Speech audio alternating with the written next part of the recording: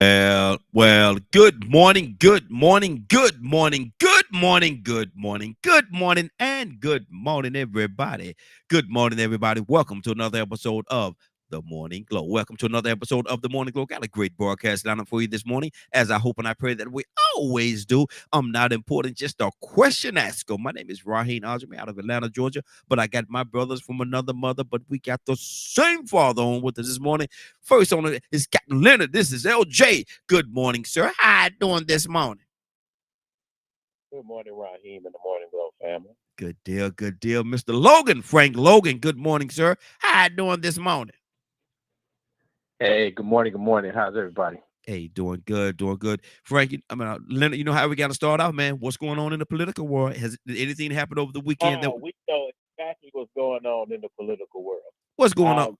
My comments and things are that people make sure that you are registered, make sure your addresses and things match your form of identification. Trust me, the people are still trying to derail this election as much as possible. We see a lot of things here being exposed in Georgia, especially with the fight as it relates to our Georgia Elections Board. Mm-hmm. These people are some of these people who have managed to get on this board are not only Trump supporters, but we do believe that they are doing this on his behalf. Mm. So we need to really be careful of this, and we need to start sending letters and calls to the Secretary of State and the Georgia Election Board to express our disappointment. Mm-hmm. Mm-hmm. And that's very important because we do know that things are at play that I won't say it's as private as you think it would be because it's blatant and open in your face. Yeah. Yeah. Georgia, Mm-hmm. because of how heated the last election was, Mm-hmm. everything is being done to try. I think we heard about the false elector scheme at one point, and now it's just these folks who are on our board here in Georgia who are hell bent on trying to change the rules and things as it relates to the election, fighting some type of protecting against election fraud. Mm-hmm. We've been through this before. Mm-hmm. It's not election fraud, but they want to make it seem that way, and they want to put things in place just to as it relates to certifying an election in case they don't like the result. Exactly. Exactly. Who does that sound like to you? Mm. Mm. And another thing. Sounds exactly like Trump and his Yeah. last scheme. Exactly. Exactly. And Leonard, my eyebrow went up over the weekend. It may have actually may have even happened Thursday, but my eyebrow went up, and the reason why it went up because Kemp and Trump has got back in bed together. They buddy again.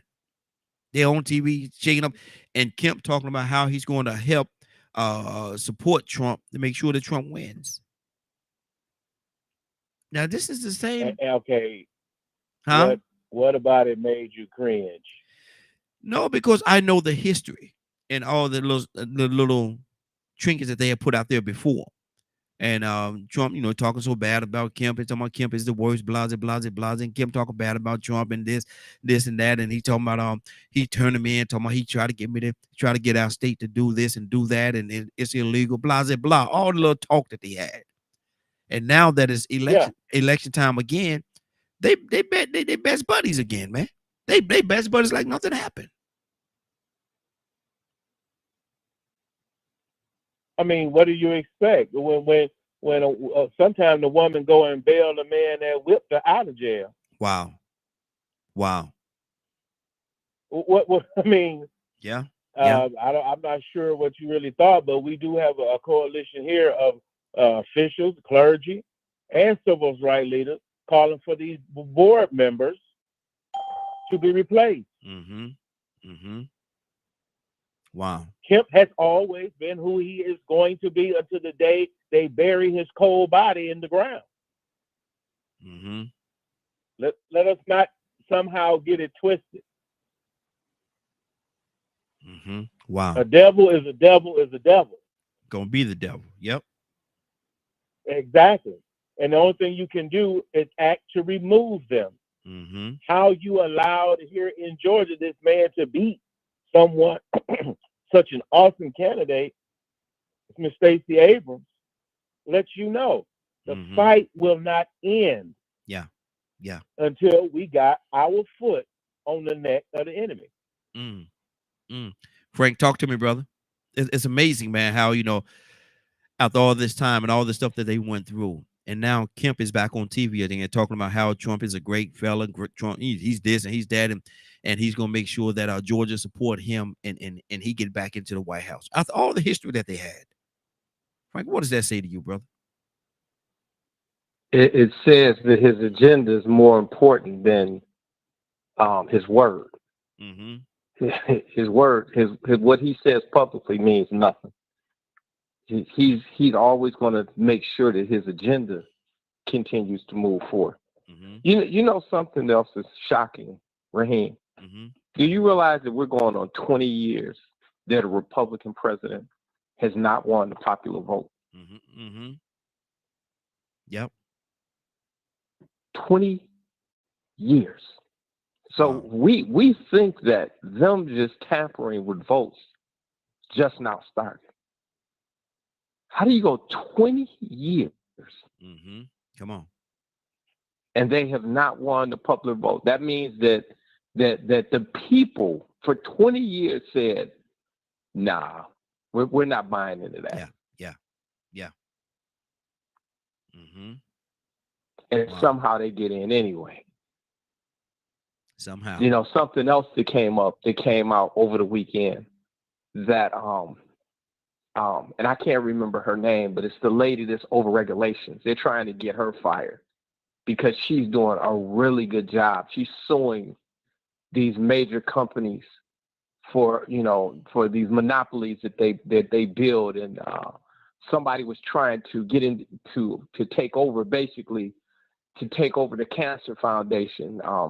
They must be getting too close to actually coming up with something, and I won't say a cure, but they must be getting too close to actually being able to help people Mm-hmm. deal with cancer, or to be able to start to turn the corner.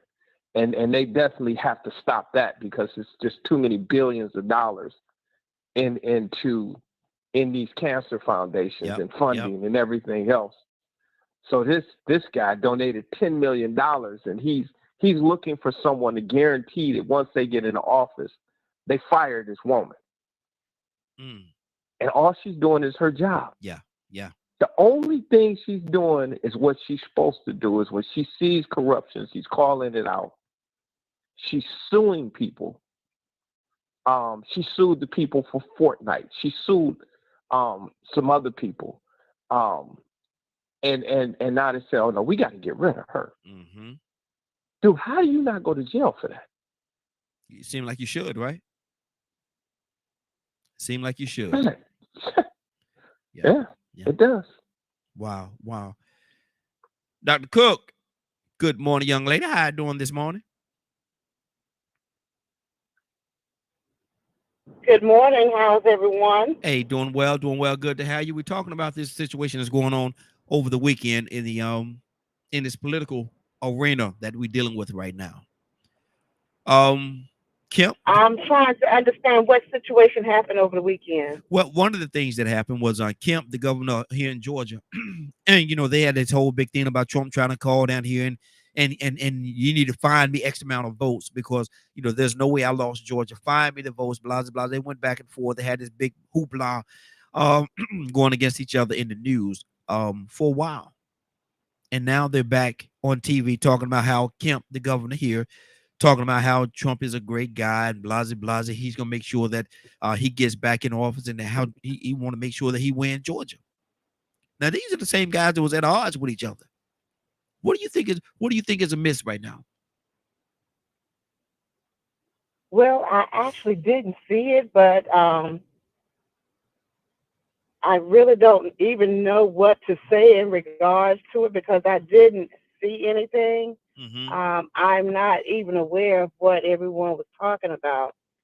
So I guess you can come back to me because I'm not sure as to what was being said. Do you think it's some foolery going on for them to be at odds with each other like that for that amount of time and go back and forth and talking so badly about each other?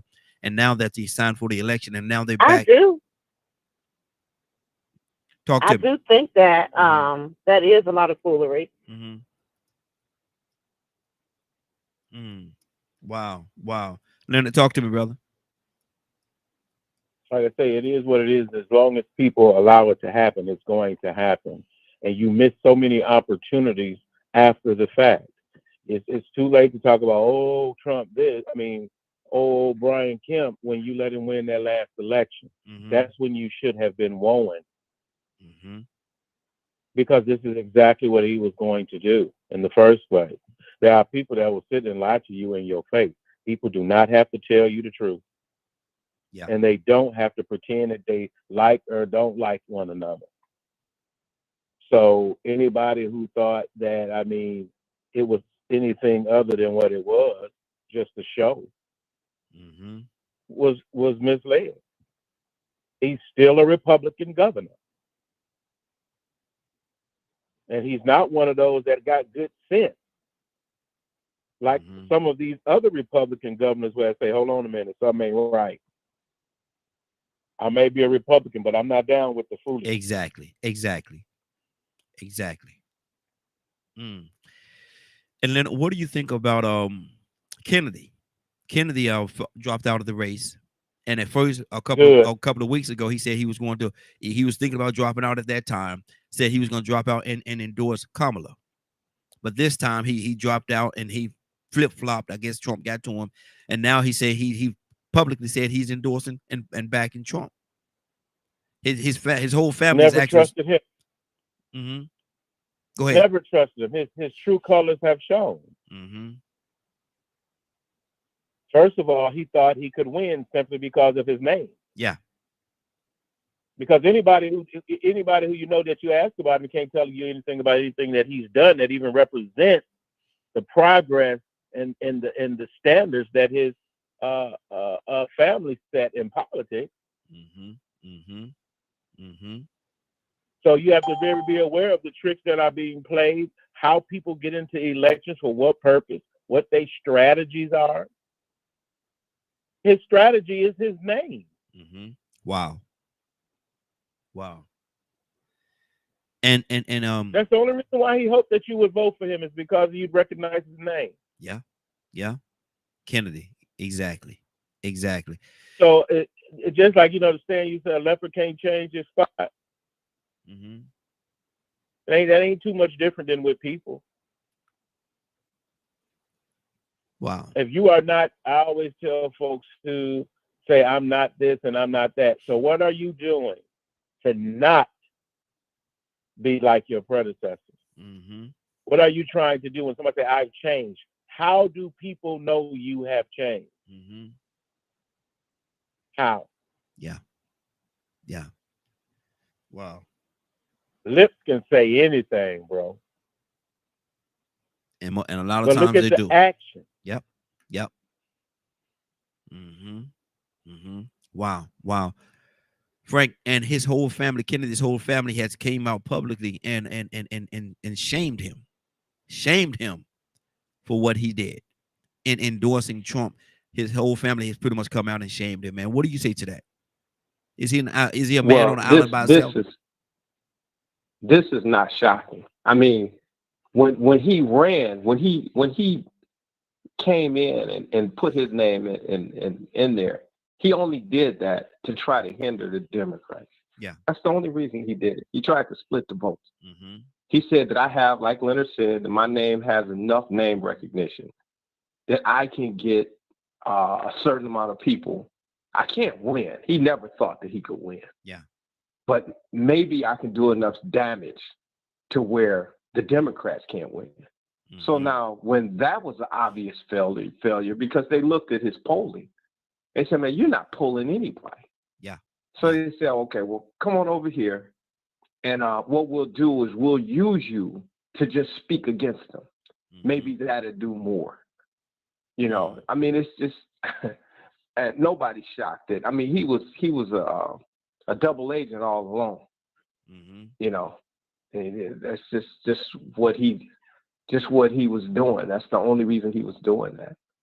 But you know, this thing with Kemp, it wasn't that he was ever against, even when he was where it looked like he was having issues with Trump. Mm-hmm. It wasn't that he was having issues with Trump. He was having issues with the way Trump tried to do it. You know, see, the one thing about Donald Trump, and the thing that actually helps, is that the man,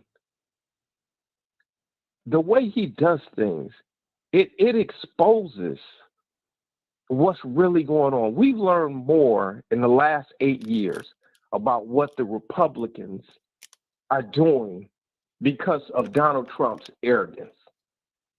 If you would have got a Ron DeSantis in there, yeah, who really knows how to play the game, oh man, we'd have been in serious trouble. Mm-hmm. That's why actually Trump was the best candidate, because he just said openly, oh man, we don't need your votes. That's scary. He meant that. Yeah. Mm-hmm. He meant that. He meant that we have systems in place where votes are not going to count as much as people think they are. Mm-hmm. He meant that. Yeah. He'll go to a meeting and come back out and tell you what they said in the meeting. Mm-hmm.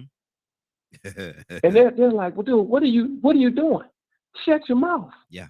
Let's just get this done. You're revealing that playbook. But see, he has to let you. Yeah, that's right. You showing our hand. Yeah. You showing our hand. But see, that's arrogance. Mm-hmm. He has to let you know, well, this is what I'm doing. Mm-hmm. So Mm-hmm. you better believe when he says something, you better write it down. Yeah. Because that's definitely what they're trying to do. Why do you think, and I'm going to go to Stanley, but why do you think it is that he's trying to make it appear, Trump is trying to make it appear as though he has nothing to do with, or is not lined up with Project 2025? Project 2025, yes, abortion, anything that is a bridge too far. mm-hmm. Anything that you just cannot explain. You can't explain what they're talking about doing in Project 2025. Mm-hmm. There's no explanation for that. Yeah. You know, that was the stupidest thing. And it's so crazy, Raheem.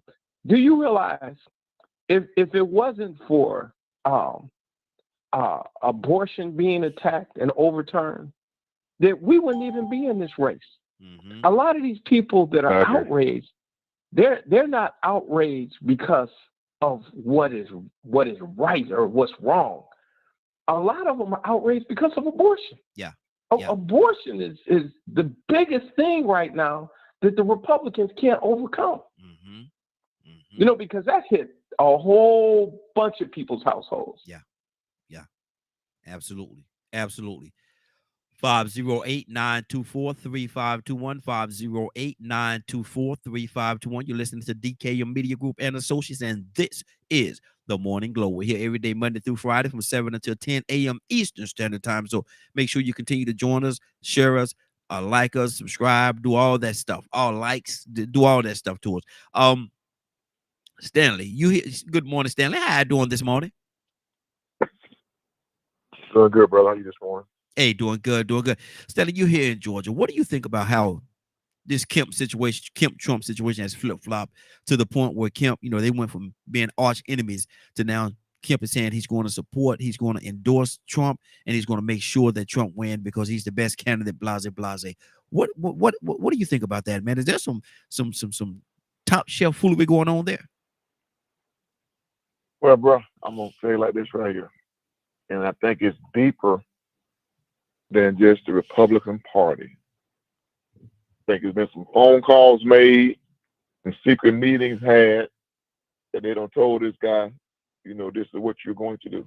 Mm-hmm. Because if you look at the way he was against Trump a few years ago, it's the same way Mitch McConnell was talking against Trump after January 6th.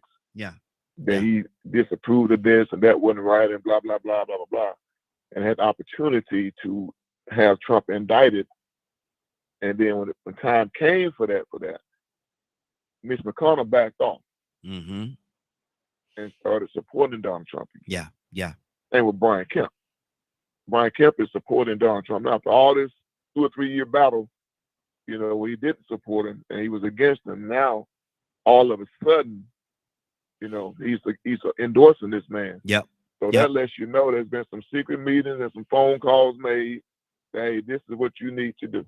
Mm-hmm. Yeah, I think it's bigger than just being a down the ballot Republican. I could be wrong.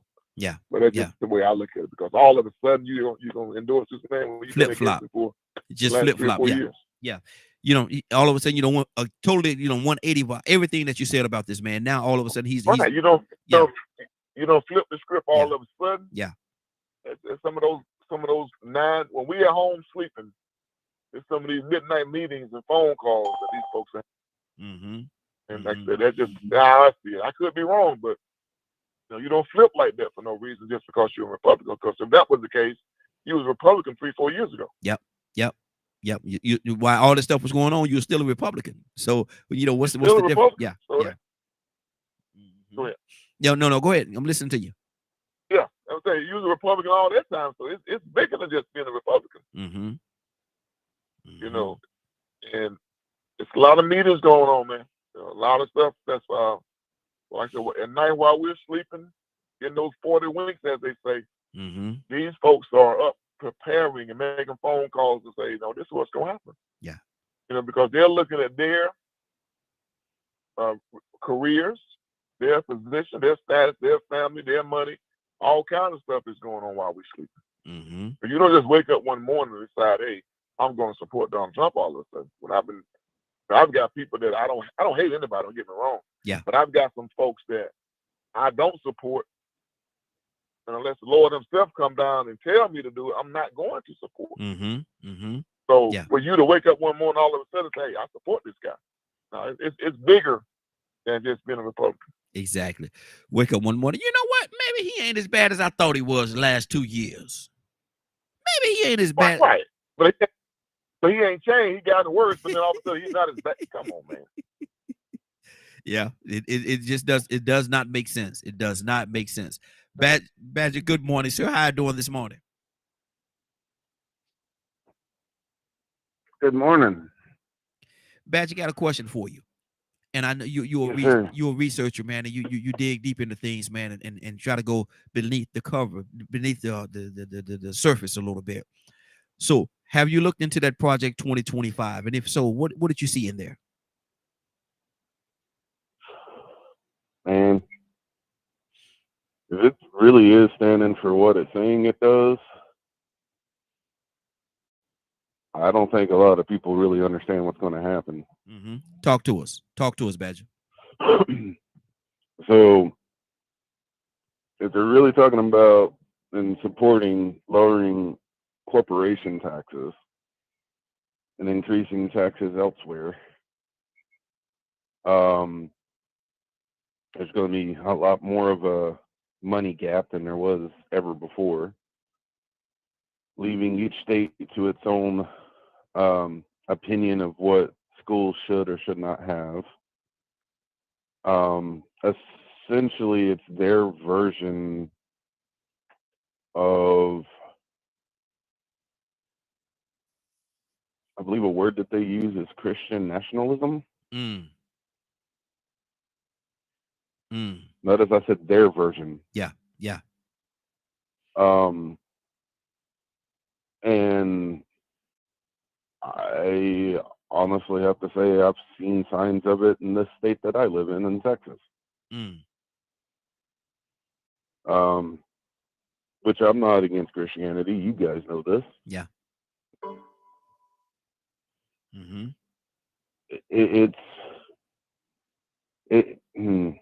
I feel a lot of the big issue is our country is so separated on Roe versus Wade and the gender issues that it's causing a lot of inner turmoil. Mm-hmm. And then when you get to taxes and things, people want to be able to work and live. Mm-hmm. So if you can get them to under the impression that if they do this, if they support this, there's going to be more money in their pocket. Mm. And I feel that that's a lot of the issue is when people look at certain things and they see that blue states have higher taxes than red states and things of that nature. Mm-hmm. If they can afford health insurance and all these other things and don't have anything bad happen in their life, I can understand why they view things the way that they do.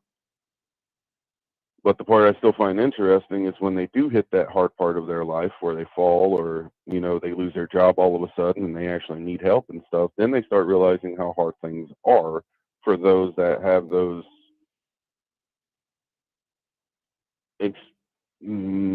accidents that happen in their lives. Mm-hmm. Mm-hmm. So Wow. to me, it feels like what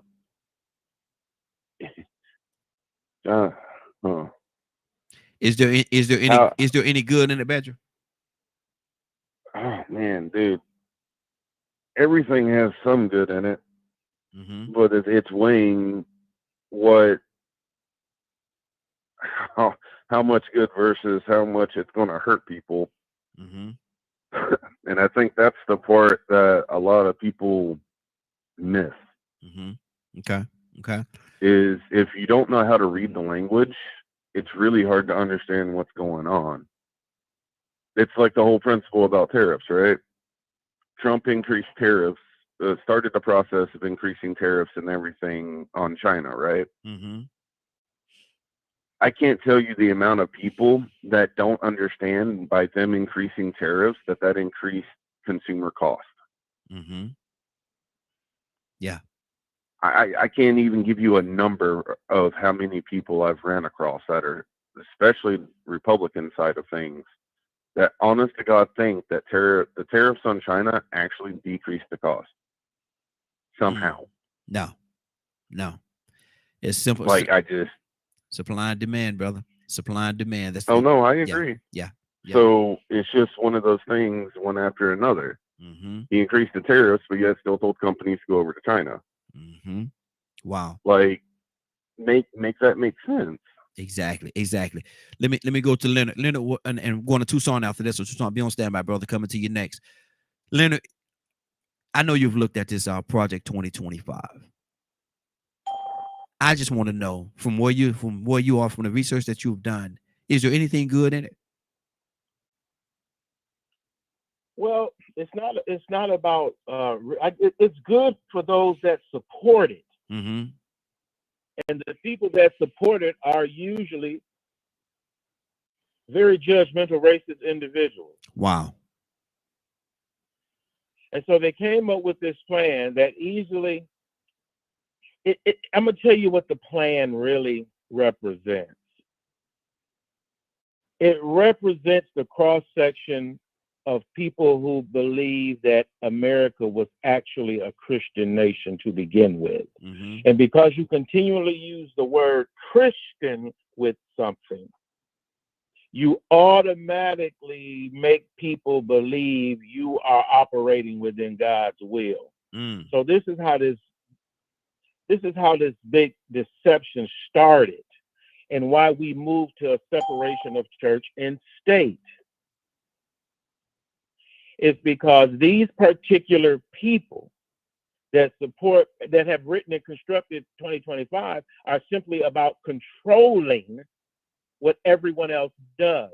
Mm-hmm. Say, for instance, the reason why they want to get rid of public education is for the very simple fact is they want to make it a state issue. Well, according to the Constitution, currently it is already a state issue. States administer education. Mm-hmm. according to the plans that they submit. And the only thing that the federal government really can do is decide not to fund it federally. Mhm. So states pretty much choose their own plans, and as long as they're not violating law, they usually can go ahead and get the approval of the federal government. Mhm. But that's not good enough for Project 2025. We're dealing with people who want to ban books, Yes. all Yes. types of things, who want to stop funding for all types of grants, especially those things related to Title IX. Mhm. And Leonard, And so, explain to the people Go ahead. that may not be aware what is exactly is the Title IX. well, Title IX came about specifically in its inception because of the discrimination against women in educational achievements and pursuits. And this is what had happened. And so over time, Title IX, the most recent challenge to Title IX has to do with the gender thing Mm-hmm. and adding that as a class, protected class. But Title IX was created to give women equal opportunity and funding in education. Yeah. Yeah. And it also began to open up to protect from discrimination, also programs that support low-income children in inner cities, Mm-hmm. your programs for free lunch and all these types of things are there. Those things that really are geared towards diversity, equity, and inclusion in education. Mm-hmm. This is why they want to dismantle and destroy public education this way. Wow. Wow. And so Christians have to be smarter. And just because someone tells you a Christian, don't mean they Jesus kind of Christian. Mm-hmm. Wow. Wow.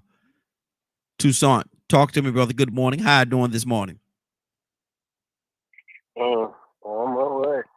I'm listening to y'all conversation, Why do you think a and person? Go ahead. no, there had some people under the banner of what we would think they were Christians, were Pharisaic, and they crucified Jesus Mm. in the name of their right. It's just me, Yeah. Come on. but they had a form of, we so crazy. They had a form of godliness, but they denied the power thereof. Here we go again. Let me say that. Gotta watch how we team up with people that say they're Christians. Yeah. That say they're Christian. Because Yeah. yeah. I mean, really, because after they finish, you don't forgot that after they finish their service and they close out with ringing in the sheen, they say we're gonna hang Johnny tomorrow or after service in the name of Christianity. People run, they sabotage you. They take your stuff. So anyway, what you finna say, Raheem? What you finna say? No, I was about to ask you about a person that would try to do something to curb the ability to have public education, because without public education, some people, if you don't have public education or you try to stop it or hinder it in some kind of way, some people are not going to have education at all, because a lot of people There you go. a lot of people cannot You afford forgot? private. Yeah. Yeah. Right. There you go again. See, they want you uneducated. You know forgot? Mm-hmm. Why? You forgot when they Christians didn't want you to read. Wow. Wow. You forgot that? Come on. Come on. I'm saying, I'm talking about, yeah, holy people say holy people. Holy, they say they holy. They got a hole in their holiness. And you jumping on the bandwagon because they carry the title Christians. Stealing in the name of the Lord. Y'all forgot the song? I mean, it's so. Remember the last time them Christians was laying hands on Trump?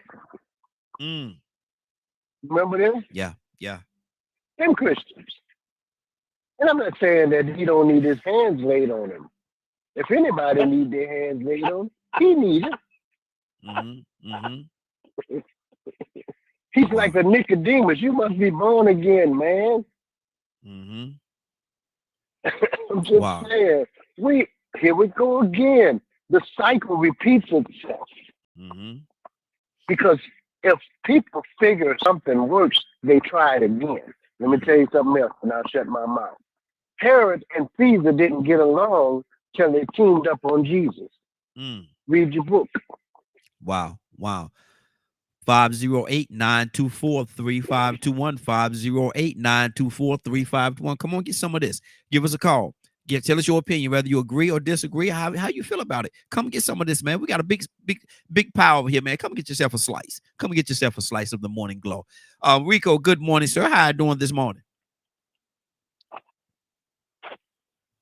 I'm just happy to see another beautiful new day of life, man. How you doing? Hey, doing good. Good to have you, brother. We started off talking about the Kemp situation and how he flip-flopped. He went from not liking old Trump, old 45, not liking him, and they at odds with each other, to now over the weekend, Thursday, may have been Thursday, he talking about how Trump is a great guy and he's going to endorse him, make sure that he wins the state of Georgia. And this is what we're going to do. We're going to make sure that he's a good guy, and we're going to make sure that he wins. We're going to make sure that we bring it home to the Republican Party. That's Kemp. What do you think about that? What kind of foolery had to have happened from the time they was talking so bad about each other, couldn't be in the same room with each other for a second, to now he's a great guy and they back in bed together? What happened, Rico? It's this politics as usual. What you're speaking about is what's wrong with politics. That unconditional loyalty, just so your party could win, whether they're right or wrong. It ain't nothing new. J.D. Vance did the same thing. Yeah. He couldn't stomach Trump. Yep. Kamala did the same thing with Joe Biden. Remember when Joe and Kamala was debating each other, man? She was hitting them low. Going at it. Yeah. Then she ended up being his vice president. Even then, I was like, wait a minute, man. She was almost accusing this man of being a pervert. So, I mean, it's politics as usual. And it really, if you really look at things with a sober mind, I guess, or with a clear mind, you understand that this is just part of the game. And it's what's wrong with politics. And that's a reason why they keep us confused and going back and forth. I heard an interview on CNN. I think it was Vance Jones. I can't remember what this guy's name is, but he interviewed like maybe 6 black men and asked them how did they feel about the DNC, and did they feel comfortable that where black men stood in that. And all of them gave their opinion. 2 of them you could tell were conservatives. The rest of them were Democrats. But I heard one of the guys say something that really exemplifies my opinion of the fact that they want to keep a dysfunctional society functioning in a dysfunctional system. And that dysfunctional system is necessary for it to function because it's all built on economics and profits, greed and control. I don't know if y'all heard what Bill Clinton said in that DNC, but he almost spilled the beans. But I didn't like what he said. He said, I got a lot of friends. They're really some good guys, but they think they ought to control everything. Well, you can't be too good if you think you ought to control everything. But he admitted these were his friends. The same people that's on that Epstein list. These are his friends. The ones that are immune to certain consequences that everybody else are immune to. I mean, everybody else are held accountable for.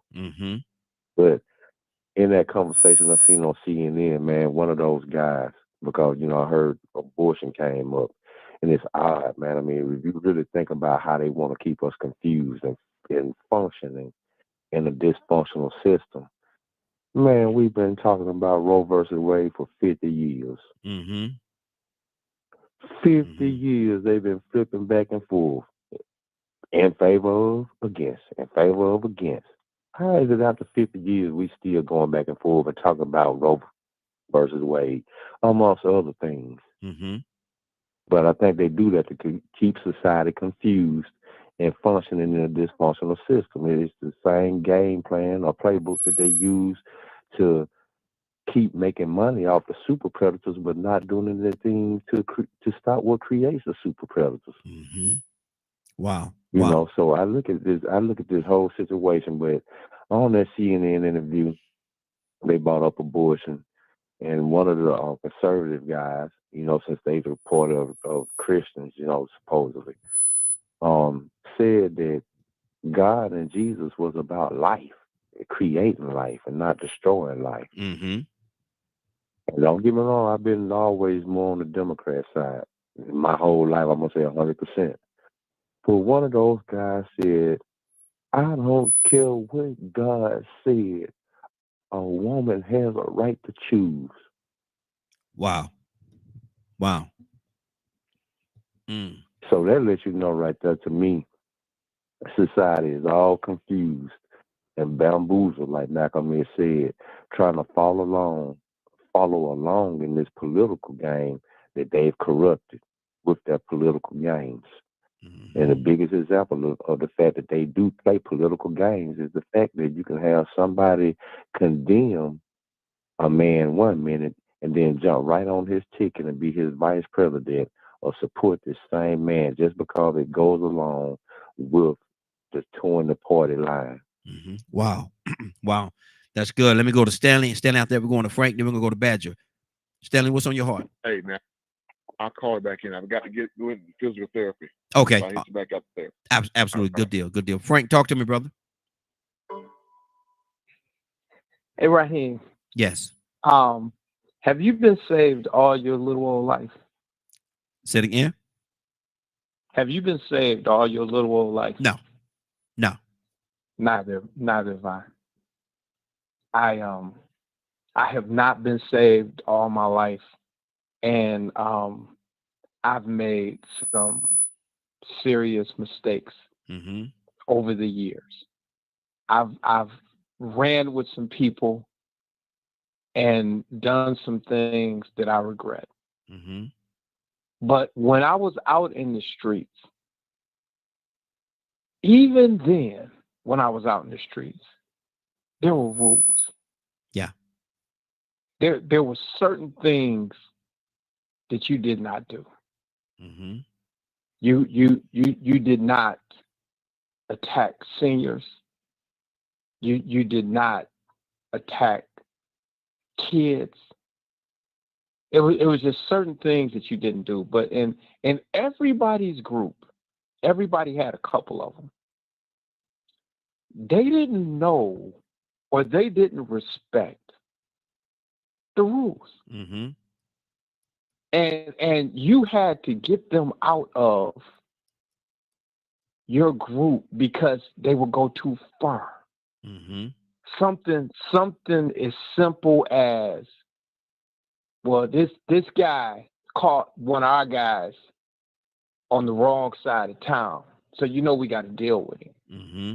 But now he wants to burn up the guy's mama's house with the guy's kids in the house.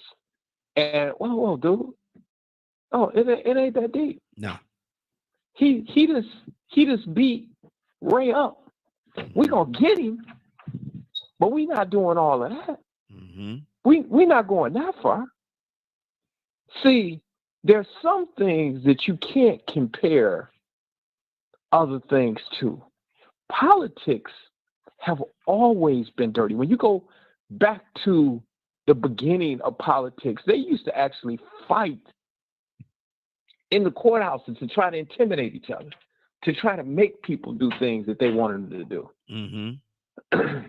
Then it got a little more civilized, but it was just as dirty. And it's always going to be dirty.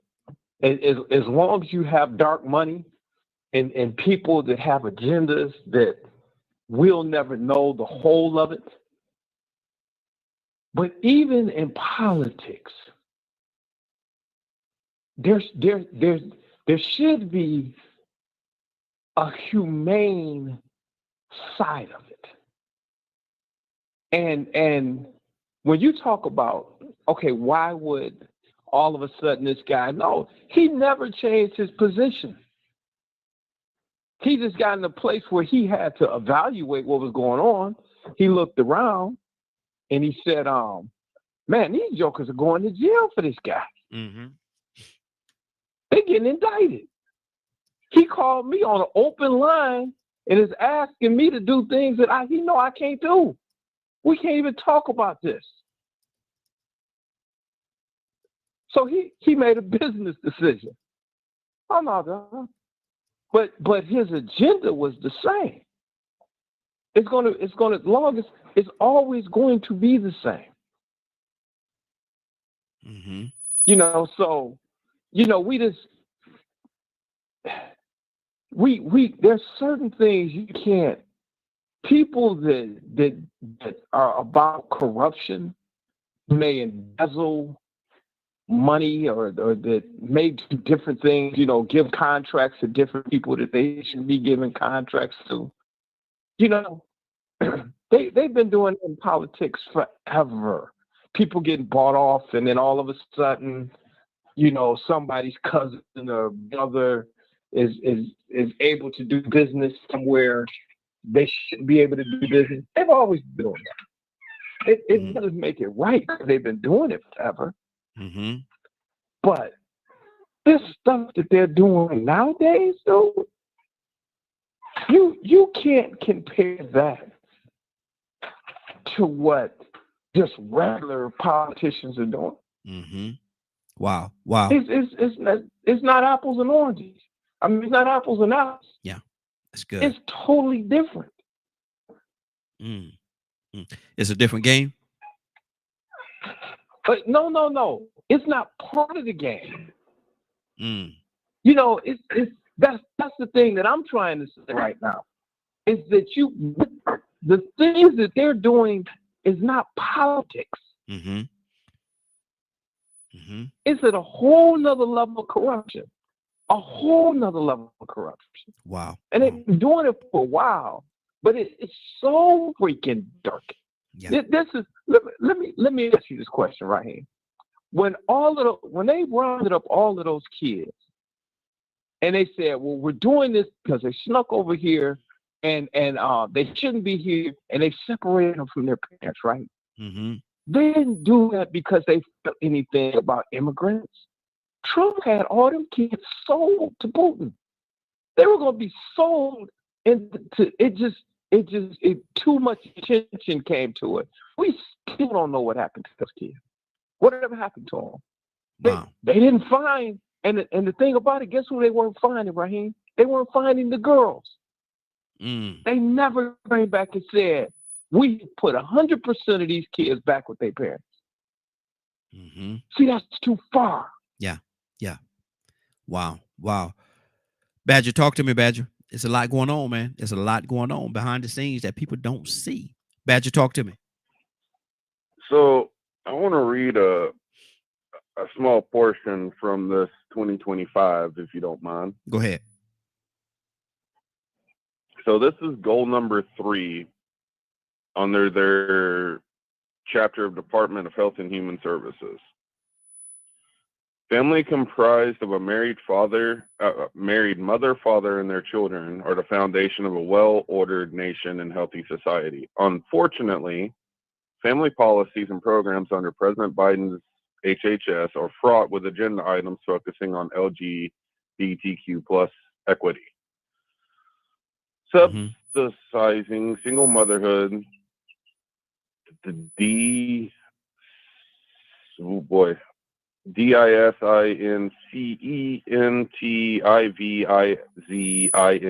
work, and penalizing marriage.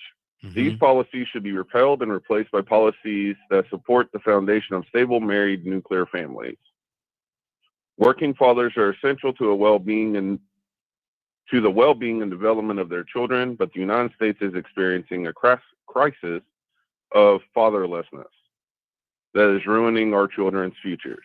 In the overwhelming number of cases, fathers insulate children from physical and sexual abuse, financial difficulty, or poverty, incarceration, teen pregnancy, poor education outcomes, high school failure, and a host of behavioral and psychological problems. By contrast, homes with non-related boyfriends present are among the most dangerous place for a child to be. HHS should prioritize married father engagement in its messaging, health, and welfare policies in the context of current emerging reproductive technologies. HHS policies should never place the desires of adults over the right of children to be raised by the biological fathers and mothers who conceive them. In cases involving biological parents who are found by a court unfit because of the abuse or neglect, the process of adoption should be speedy, certain, and supported generously by HHS. Wow. What is that saying to you, Badger? That apparently they've ignored everything else that's going on that's caused a lot of those problems.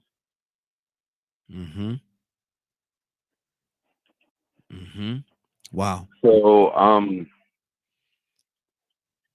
because reading that thing, it can definitely give you like a spark of hope that, hey, they're wanting to support, families and, become more transparent and more freedom of rights of what doctor you choose and making sure that the states are paying those doctors. But then when you start reading the fine details of things, I can't even remember the last time I heard the phrase nuclear family. So it reminds me of how a long time ago, most families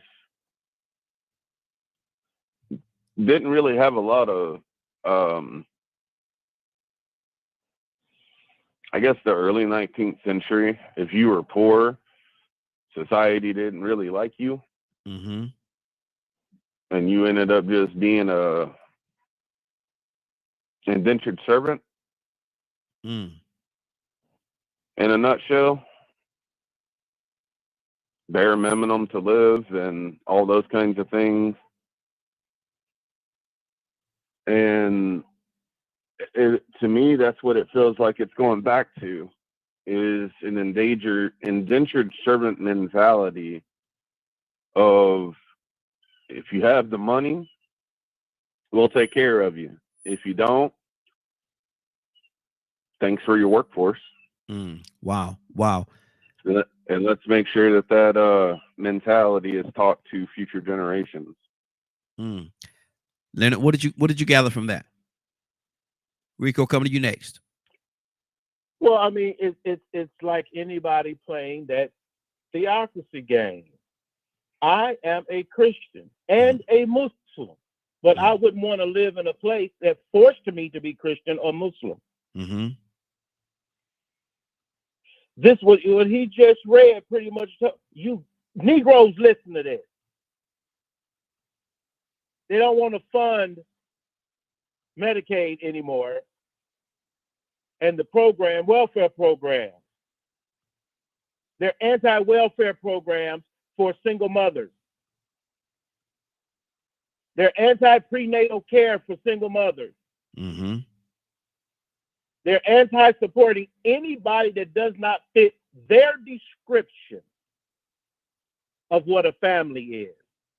A man, a woman, and 2.5 kids. That's what a nuclear family roundabout used to be termed. A woman married to a man and 2.5 kids. And if you ain't that, you don't deserve to be here. That's what that is about.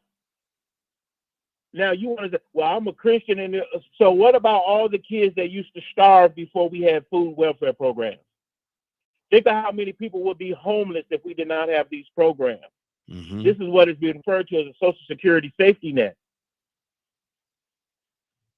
What has happened in one of the main justifications that a lot of people use as it relates to politics in this situation is that policies and things and disenfranchisement is what has bred so much violence and corruption in communities.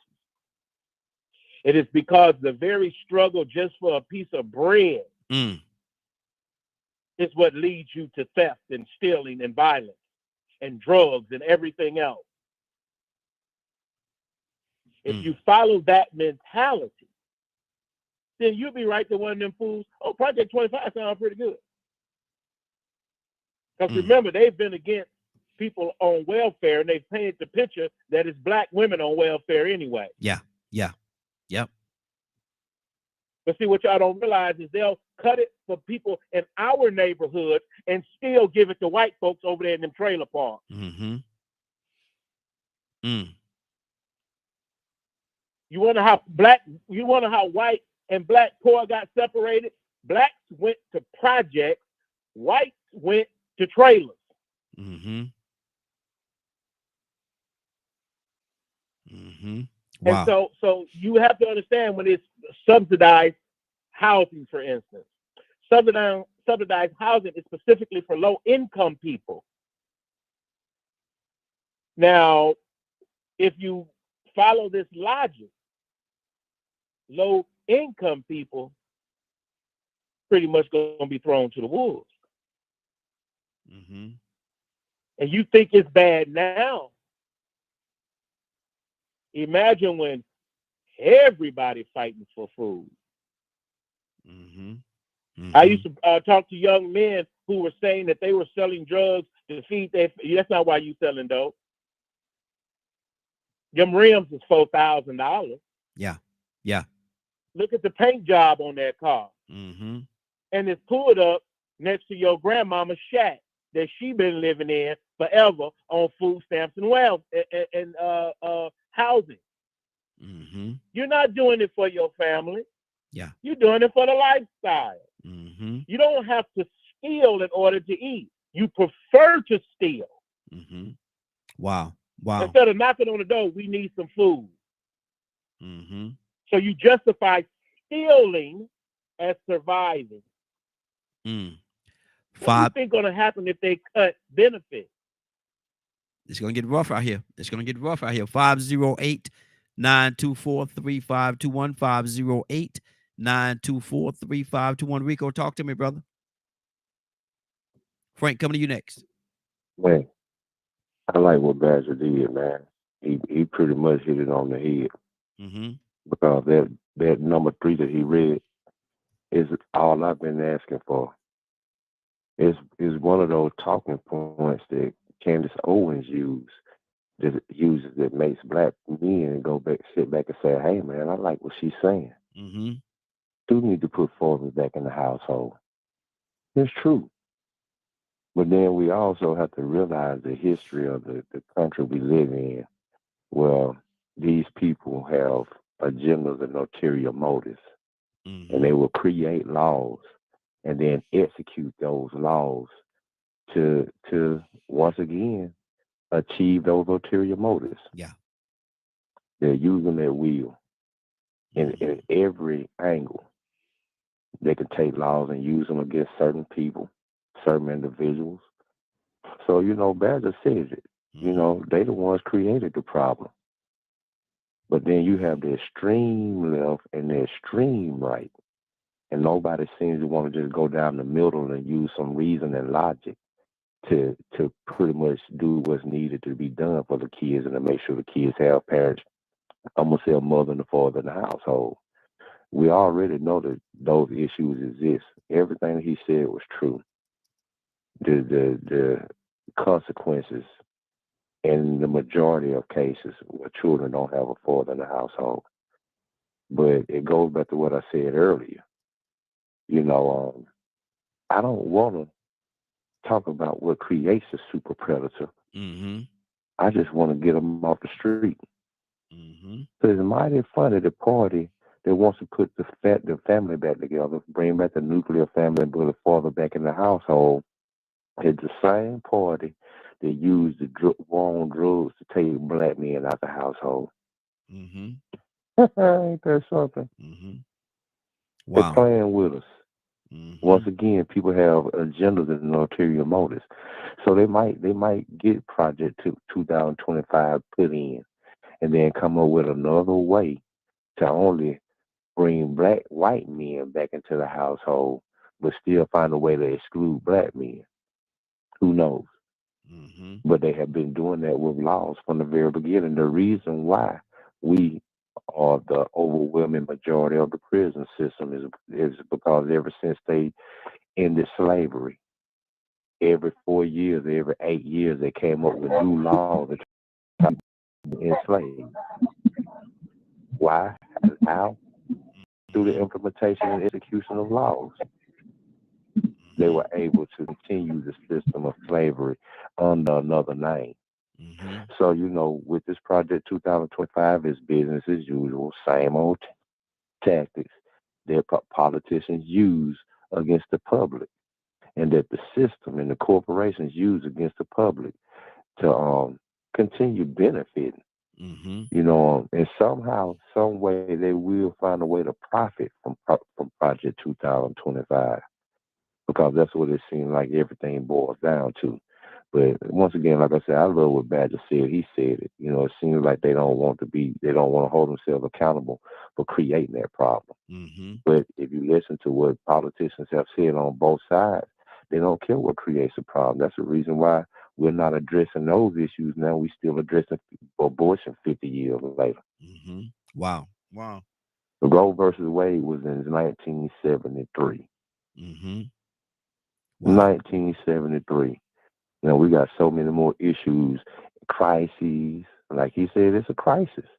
51 years of ago. the households that don't have fathers in them. And we see it. We know that these young black males, the result of these are a lot of the young super predators that they spoke of. I hate the name, but it's true.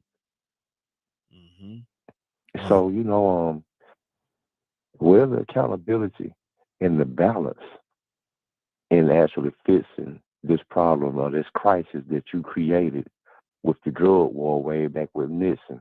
That was 50 years ago also. Good deal. Wow. Let's keep this thing going. Frank, talk to me, brother.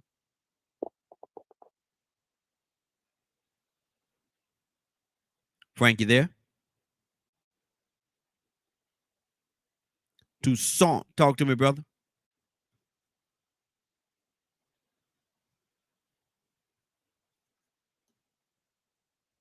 Toussaint, wake up and go to sleep. Wake up and go to sleep. You see, did I lose everybody? Let me see here. Leonard, talk to me, Leonard. I couldn't find that phone, man. Oh, hold on. The phone. Hold on for a minute. I have Frank on mute button. Exactly. I have Frank yeah, on mute. Right here. Can you hear me? Yeah, I had you on mute, man. You had some background noise going on, so I muted you. So let me go back to Frank, and then I'm gonna come back to you, Toussaint. I had him on mute. I came to him, and he was probably just talking away, and could nobody hear him. I can hear you now. Yeah, go ahead. Okay.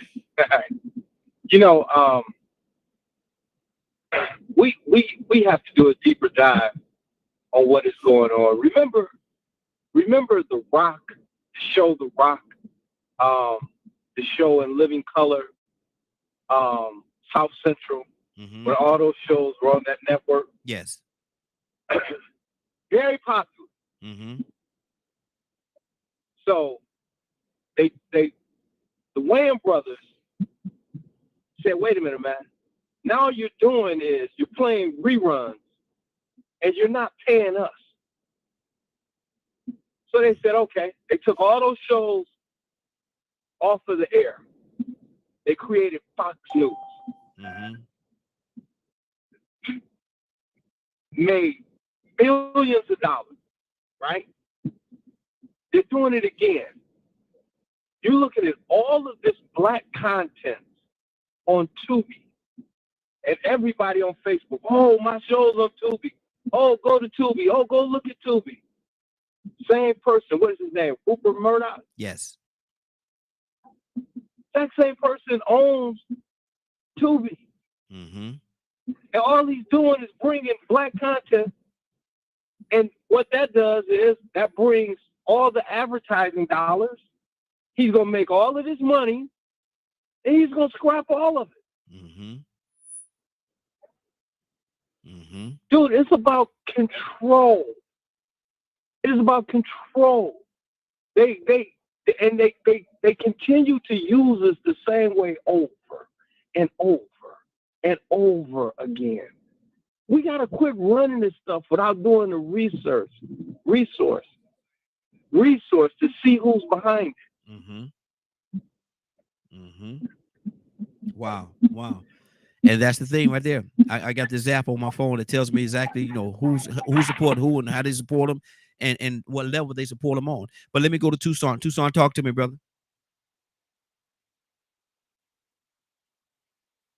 Now you just found a mute. Yeah, I got it this time. Mm-hmm. But you know what I'm thinking about? That old devil at his job again. Here's the thing that I think. If you make it seem right, if it looks right, they'll fall for it. Mm-hmm. Mm-hmm. There's a scripture says, if it were possible, he fool the very elect. Y'all gonna regret not reading your Bible and studying. Mm-hmm. Because they're gonna use the very thing that you honor against you. Because you took pastor's word for it. Wow. It sure is.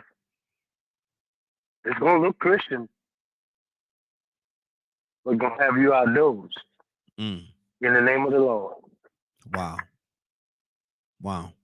You're gonna jump for it, hook, line, and sinker, because it look right. Mm-hmm. Everything that you value and you against, they're gonna support your mindset because, and I'm not saying that people mindset are limited, but people mindset are limited. Oh, I said it. Lord Jesus. You stood on mama's religion for so long, they're gonna use that against you. Mm-hmm. Playing church. You like to shout, but you don't like the teaching. Mm-hmm. You're gonna regret that. Yeah. Because it's gonna look like what you think Christian is all about. Mm-hmm. And they're gonna bust your bubble because some of you been shacking. And you got a boyfriend under the table. Wow. And a girlfriend too. And if what Badger read is part of the agenda, if you look at your life, you don't fit the criteria. Mm-hmm. Mm-hmm. They're gonna separate you from your own child. Wow. And they're gonna undereducate them. Mm-hmm. And it's gonna look like kind of like when the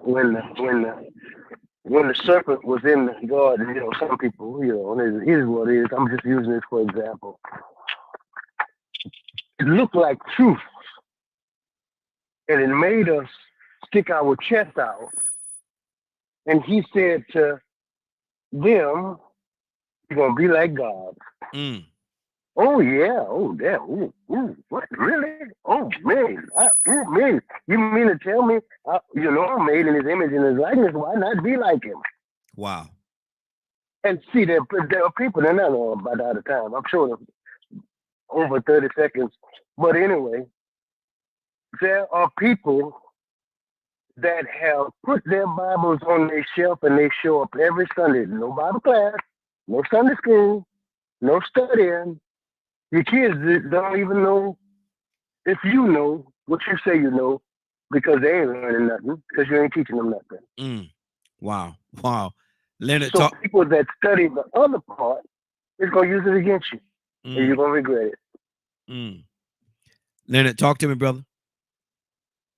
What you want me to talk to you about, Raheem? Well, pretty much what we're talking about right now, if you don't mind. We can keep it together.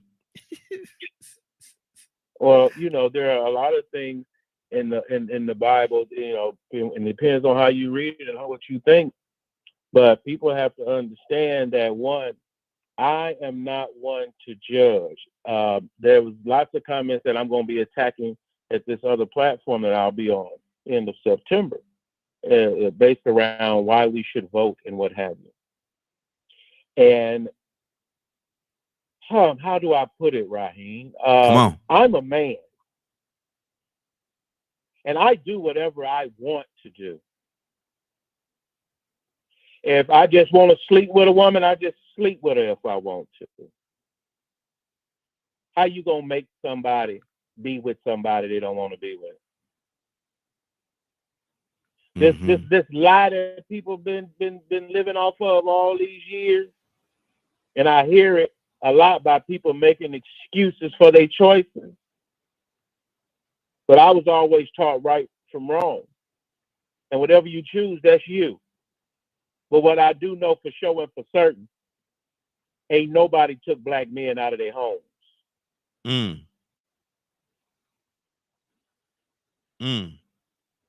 I don't know where this comes from. Then you got to go deeper with that. You say ain't nobody took black men out of their homes. You got to go a little deeper with that, brother. Yeah, what Explain did to you me. do to get taken out of your home is a better question. Because you want to make it seem as if you was intended on doing right when you were not. You did not want to be with those women and those children. So, Leonard, am I hearing you say that there has not been any policies or systems or things put in place that regulated that if you do have a man in your house, you cannot get these benefits? If there's a man living in your house, you will not get any benefits at all. Once you get that man out of your house, if I come in there, I find his shoes up under your bed, then you're disqualified, and all your quote unquote benefits are gone. There hasn't been systems like that put in place. Most definitely, that's a regulation for everybody, not just for black folks. You don't have to go down there if you don't want to, because if this man had good intentions, he'd be taking care of you and his children. So because these men did not have good intentions, we had to come up with a system to feed and house these mothers left behind.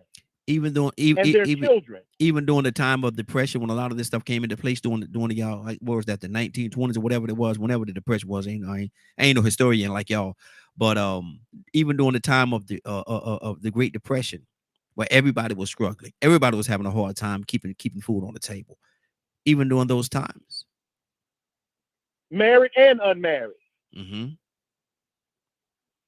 So who don't deserve to eat? You pick one. So my question is this: even during the time of the Great Depression, when that was going on, if they have a system in place, and if you have a man in your house, you're not getting these benefits, because welfare. See, what people don't understand: welfare was only was supposed to be a temporary thing. Welfare was not supposed to be something that continued over years and years and years. It was just for that. It's supposed to have been just for that era of time, but somehow it was prolonged. So talk to me about that, Leonard. It's about choices. There are people who choose to live on public welfare because that's how they live. That's their lifestyle. Some people don't want to do what I do or you do. But that don't mean they don't deserve to eat. Okay. Do you know the number of how big of a problem you think it's a big problem today, homelessness? Take away subsidized housing, and you will see the effect of it. See, all this idealism don't transfer to life. Okay. Stay right there, Leonard. Let's keep how this. you want it to be and should be. Don't transfer to life that easily. Okay, Leonard, stay right there. We got to keep it moving. Stay right there. Don't you go nowhere. Stay right there, brother. Let me go to Annie from Mississippi. Annie from Mississippi. Good morning, young lady. How you doing this morning? Good morning. Great morning, God. Morning to everybody. Annie, what do you think about what we're talking about right now? Is there and we know there's some, and to Leonard's point, there are some men that don't want to do the right thing. They just don't. And they're not going to. They're not going to. But that's not everybody. Do you think there was a system put in place that said that if you have a man in your household, that we're not going to give you any of these statewide quote unquote benefits that you so rightfully deserve because you have a man in that house, causing that man to leave? What do you say to that, Annie? Well, Raheem, I deal with a lot of people that that has vouchers, HUD vouchers, that calls and they let you know that they want to, 3-bedroom home. They on the system with HUD, and many of them, they never put down, that there's a man there. Of course, that they're not going to put that down. But many of them, these women do have men in their homes. They do have children, they have to feed. But I believe that many of the women have made it so very easy for the men. And I hate that, because a lot of the younger people, I know black and white, but I deal with a lot of, a lot of us. And many of us, we have made it so easy for men to come there and just live. And, and of course they're not going to tell the system that there's a man living there. So, to me it's heartbreaking. And it's also a form of bondage, because, here you are, you have so much potential, and you can have anything and be anything in life that you want to be. But, because you want to stay on the system, you want, not to pay your rent, you want not to be able to buy food out of pocket. So you choose this. And I know a lot of people may say they didn't choose it, but let me tell you something about welfare. Just like the last caller just said, welfare was not meant to be permanent. It's temporary, until you are able to get back on your feet. But many young women like myself, us, we become comfortable where we are, and they don't want to get up. My daughter was on the system for a moment. My daughter was getting paid to live in an apartment, very nice apartment in Alabama, Livingston, Alabama, getting paid to live there. So therefore, she paid no rent. She got electric bills paying for that, and giving her like $11 a month over that. So she wasn't paying anything, and she was also getting food stamps. So she had everything all there. But my daughter chose, Raheem, not to live that way forever.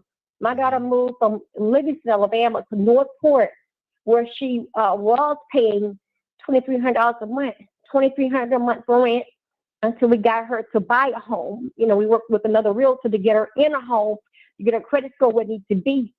So, because she didn't want to live like that. She didn't want to live on the system. Not saying the system is bad, but I will say this right here. We should make it permanent. Yeah. We should not make it permanent. And it's just it's only for a moment. But, many people get there and they stay there. And their mindset, it's like a stronghold or something. It's like you want to stay here. And when you're put in, a lot of women call me, they have a voucher for maybe $2,500, $1,300 to make it right there, depending on how many children, depending on, everything. But they want to go to certain neighborhoods. The system have it where, you're only going to go to a certain area. You can't go to this side over here. I've yet to put somebody in a different side of town.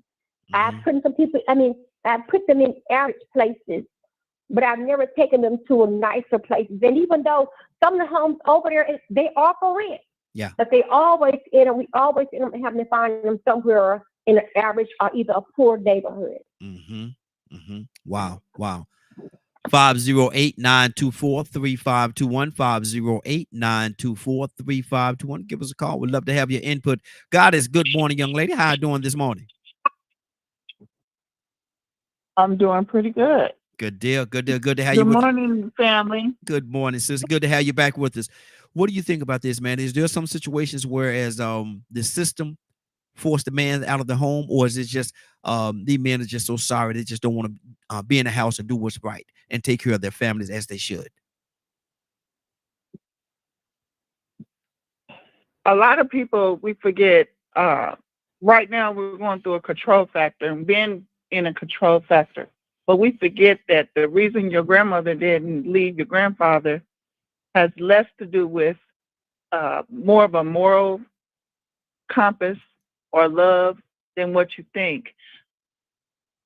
Basically, until I think it was 1964, an employer could refuse to hire women. And until 1974, they could refuse to sell a woman a home. Mm-hmm. And that was legal. Yeah. And until 1988, you could refuse to rent to a woman with children. Contrary to what most people believe, women didn't stay because of relationships. They were better. They stayed because society was designed for their independence. And I think we forget about that. And so the control that bees push forward. And I was reading something the other day. A lot of people don't believe that the highest pope is called the Black Pope. Mm-hmm. Nothing goes on throughout. Nothing goes on throughout the world without talking to the Black Pope. Mm-hmm. And I don't mean black in color. I mean black in garment. Mm-hmm. All right. The dirty word. So that's where religion comes from, and religion was sent out for control. So when I harp on certain things about everything, I've done my due diligence. That means I've looked into what it is. And far from contrary, a lot of people don't realize is that we have a lot of control through all types of, from TV through everything. I call them the GTA crew. Kids now, because they looking at Grand Theft Auto, you're seeing all these Hyundais being stolen. It's a whole control thing. They started off, and then we turn around and we're like, we got to buy our kids that so they can have the latest thing instead of getting them something that is needed. Mm-hmm. I think we to boost their mindset. Okay, I think different. I think we veered a little bit. What do you say about is the system pushing the men out of the house, or are the men just leaving because they want to? Yes. Okay. Yes. It's both. Mm-hmm. It's both. Wow. It's a system and it's a choice. Okay. It's both. Gotcha. But you can't make somebody leave. We have to go to. I'm with Leonard on that. Mm-hmm. Mm-hmm. You have to be able to make a choice. And then as a choice, as a woman, can't nothing or nobody make me do nothing that I don't want to do. Okay. Good deal. Good deal. Badger, what do you say to that, brother? Is it a choice? Is it or is it the system that's pushing these men out? What do you say it is? Rico, come to you next. I mean, to me, it boils down to a choice. Mm-hmm. So the men just don't want to be there. A lot there. of times that choice is difficult because, I mean, looking at it in a general sense, I'm not talking about where the man or the wife are just not worth a darn. Mm-hmm. Because those situations happen. And to me, that's not every single scenario. I feel that the majority of it does boil down to choice. Now, with our current economy and everything else, you know, it is hard. I can't tell you the fathers I've ran into that are of every race, that they either found that one job where they're working, 60, 70 hours a week and they're hardly home, and those that are working 2-3 jobs and hardly home. So, and everything's left on the mother to take care of: the school, the doctor appointments, and all that stuff. Still there? Yes, I'm here. Okay. Yes. I heard a ding, so Yeah. I didn't know. Somebody came in.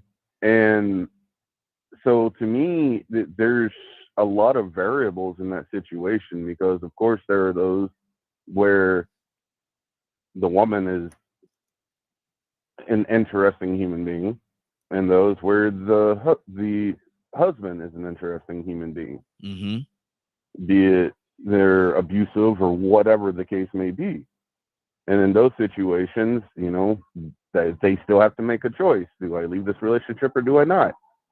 So I do feel it made it easier for those that are in need in those situations. But then again, those that there's so much depth to that question, because if you look at it in a general sense, absolutely. If you look at it in the severe issues, that's where things get complicated, because there are women and men that do take advantage of the system. Wow. So which side are we talking about, the general sense or the extreme sense? I'm letting you go where you want to go, brother. You talk to me. What do you see? It's a combination of everything. Everything that gets talked about on this show, a decision normally gets made. Do we end up talking about the general situation or the extreme situations? Okay. And sometimes it's hard for me to separate, because based on some people's comments and stuff, it's very personalized, and it ends up in the extreme side of things. Well, not everyone deals with the extreme side of things. In the general public, the biggest issue right now for men to be at home is a lot of times it's easier for them to not be in the home. And I'm talking about white people, black people, Chinese, just across the board.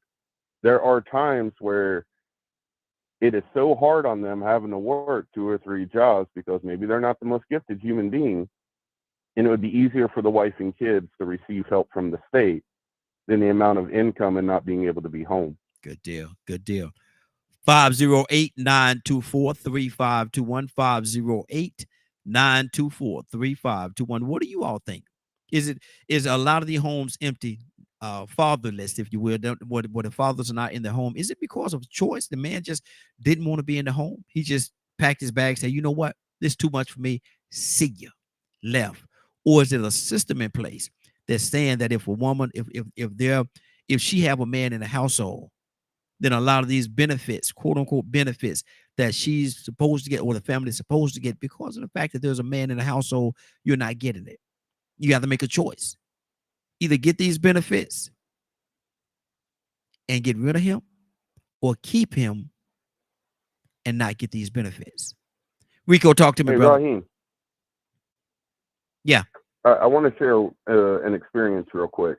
Okay. Because of what you just said. Okay, now, Badge, let me come right back to you, brother, because, you know. I know it's really quick. Okay, real quick. You got to be real quick now. Got people waiting. So when I first got on disability and me and my wife were married, I was told that my wife would have a better chance of getting health insurance and stuff if we weren't married, because of how much they give for Social Security. Exactly. There you go. Rico, talk to me, brother. Never feel bad. I was going to back you up. I was going to say, use you for that example. And I mean that in a good way. I'm glad you said what you said. And then you already went in the direction I was going in. You know, it's funny. Sometimes when you have an ulterior motive or an agenda, you may tend to contradict yourself. Or ignore a lot of the facts that you may have brought up yourself in the past. Yeah, I think it was just said a few minutes ago that people choose to be on welfare. Well, I think in a lot of cases, if a woman is choosing welfare, she might not be choosing that man. So that man might not have a choice to be in that household if she's choosing welfare. Because Andy said it. Sometimes you get comfortable. A Badger just said it. Or it'd be better off for you to get a divorce and get rid of your husband, your children's father, so you can receive these benefits. Influence. Sometimes people are influenced to make certain choices. Every man is not in the household, or every man is fighting to be in his child's life. They make a choice to not be in his life or to leave that household. But once again, you will contradict yourself if you have an agenda or an ulterior motive. Um, the same people that were put in the projects, you want to separate black people and white people, put them in the projects and put them in trailer parks. I wonder if they had a choice or did somebody put them there.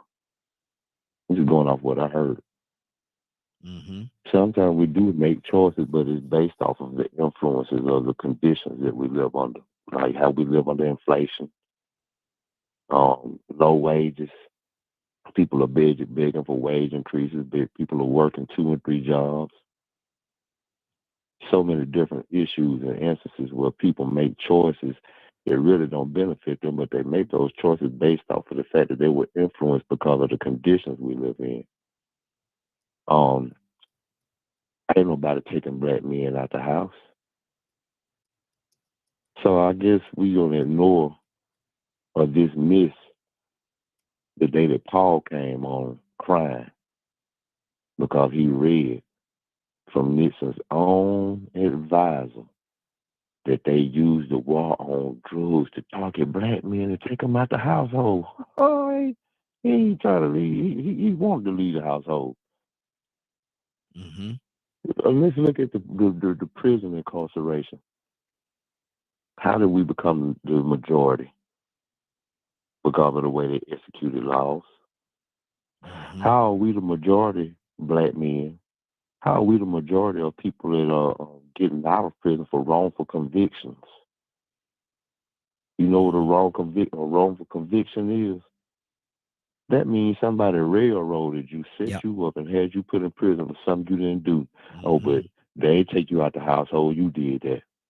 That was your choice. Wow.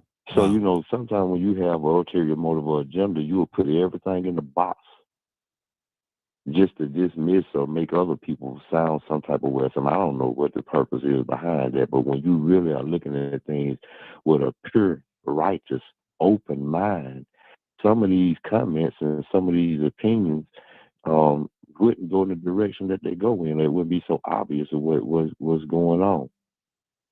But we live in a world right now where the conditions we exist under have so much influence that some of the choices we make are very dysfunctional. And some of the positions they put you in to make the choices you make will put you in a dysfunctional situation.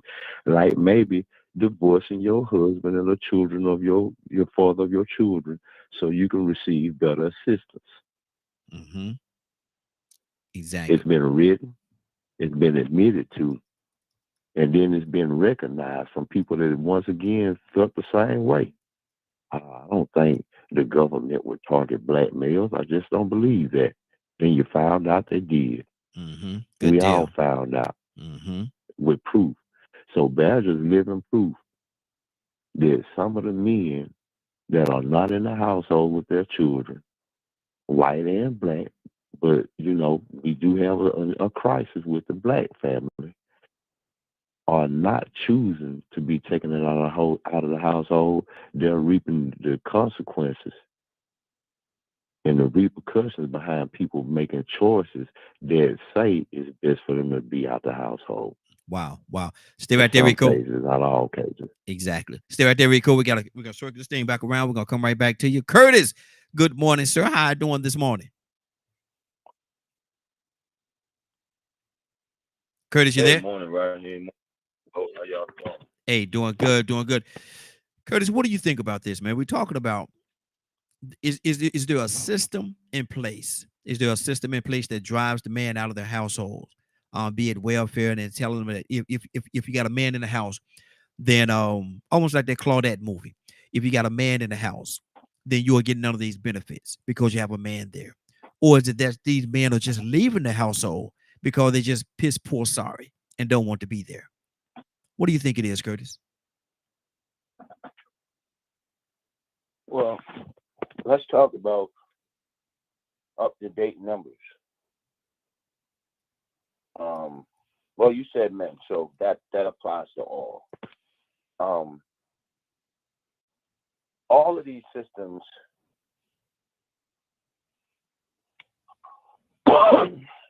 all of these systems are set up pretty much to benefit one entity, Mm-hmm.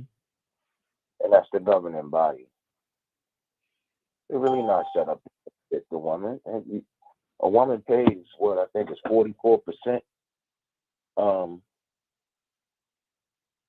Every time she get a child support check, like 44% of the check already go to the government. So how much is that going to benefit the lady? Mm. If the child support payment is beneath $100 a week? Mm-hmm. Honestly, how beneficial is that? The way what appears to me is the way that the system is set up is to show you a shiny, bright object that you can't never reach it. I remember one time I was in a tight situation. This was about 20 years ago, and I lost my job, Mm-hmm. everything, and I went down to apply for food stamps, and I got me and my son. These people approved for me to get $16 a month. Mm. Good Lord. And they said that I should have been thankful for that because I had a $16,000 car in the parking lot. Mm. Wow. And I'm looking, you know, I'm saying to myself, what my car got to do with me needing some help? Mm-hmm. But I think Rico kind of knocked it out of the park. You know, we got to move past this whole idea that, oh, cats just want to do that, because that's crap. That's a lie. That's an easy cop out to not have to deal or talk about the real issues at hand. I'll land the plane right here. Oprah Winfrey just did a special on this. I told y'all about it last week, and I was hoping that you would go and dig it up and watch it, because it was very, very informative and kind of blew my mind. Mm-hmm. Oprah Winfrey just did a special, last week, where she had a panelist of black men from all ends of the spectrum, pretty much in all professions, and some black policymakers and all this stuff, right? Mm-hmm. According to the Census Bureau, as of right now, according to the Census Bureau, there are more black men in the house with their children and working than any other ethnicity in America. Wow. Wow. Wow. Good deal. Good deal. We don't know that. Mm-hmm. You know what I'm saying? And we talk about what we're constantly shown on TV or in movies. Mm-hmm. We're constantly shown the deadbeat dad. And I had to run that thing back in my mind for a minute, Raheem. Like, we've been seeing this since we was kids, bro. Mm-hmm. Yeah. Right? Yeah. So when I run that back in my mind, and I'm gonna end right here. When I run that back in my mind, right, and I realistically go back in my mind and think about all of the deadbeat daddies that I seen, we still don't outweigh. Mm. And I Wow. don't live on every spectrum you can. I don't live wealthy. I don't live butt booted, bottom pole. Mm-hmm. Wrap it up, I don't Curtis. live Gotta keep it moving, brother. wealthy. I'll land it right there, man. Okay, good deal. Let me go to Cassandra. Cassandra, good morning, young lady. How you doing this morning? Cassandra?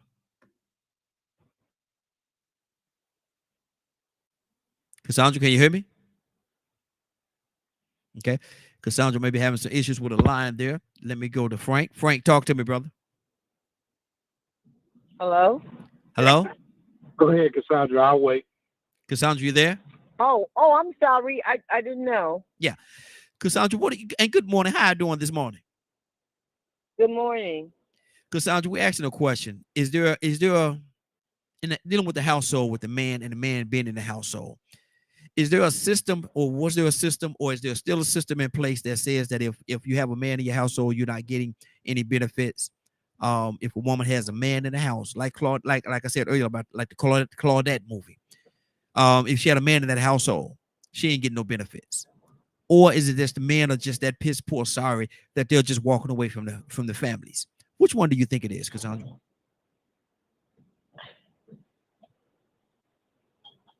All right. It is Monday, right? Yes, it is. Okay. I think that there is. It's not like it used to be because men are. A lot of men have stepped up. A lot of men have stepped up, but we do have a large percentage, especially the younger group. I'm sorry, I'm that do not step up to the plate. And when a man is in the house, of course, like everything else that they do income. So if you have two people in the house and like say the husband loses job, they can still get benefits.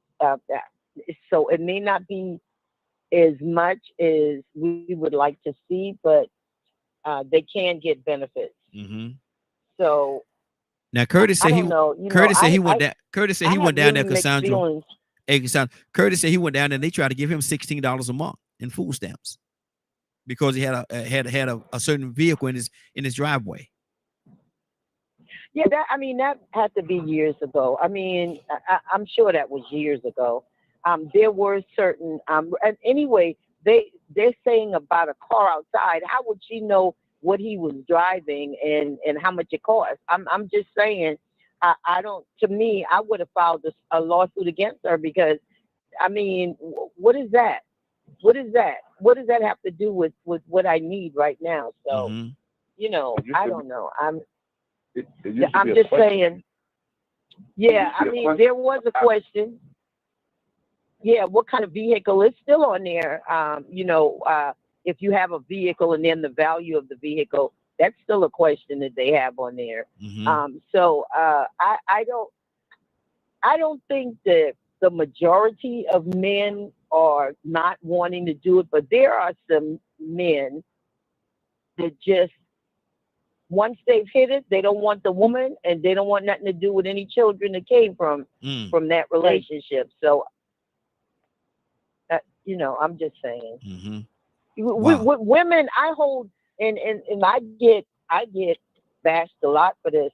I hold women accountable. Stop doing that. Stop. Woo. Okay. Yeah. That's it. That's okay. it. You're in the corner because I'm going that way. Okay. All right. Okay. You was about to go there, Cassandra. You was about to go there. Frank, talk to me, brother. Yeah, I was. But you put it right, Cassandra. You put it right. So a place that Leonard went to that we kind of tried to run by is that you can't legislate people to do right. You can't pass laws that are going to cause men to raise their children. Yeah. That's never going to work. That's never going to work. So it is a choice.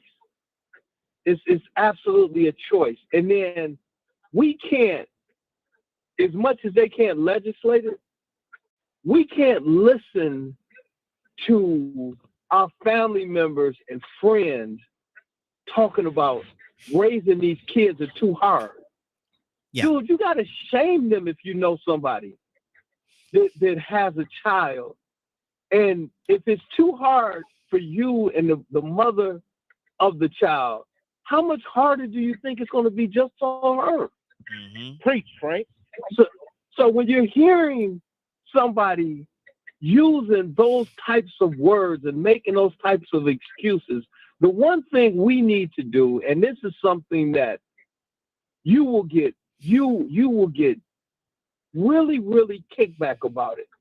You will never be better unless you admit your shortcomings.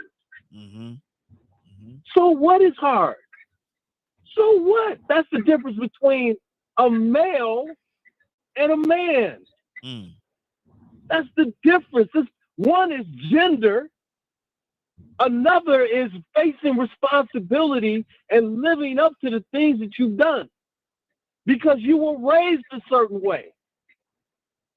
When my mother and father passed away, and I took on my niece and my nephew, a lot of people would have justified, well, those aren't your kids. That's not your responsibility. But my parents didn't raise me that way. But that was family. Yeah.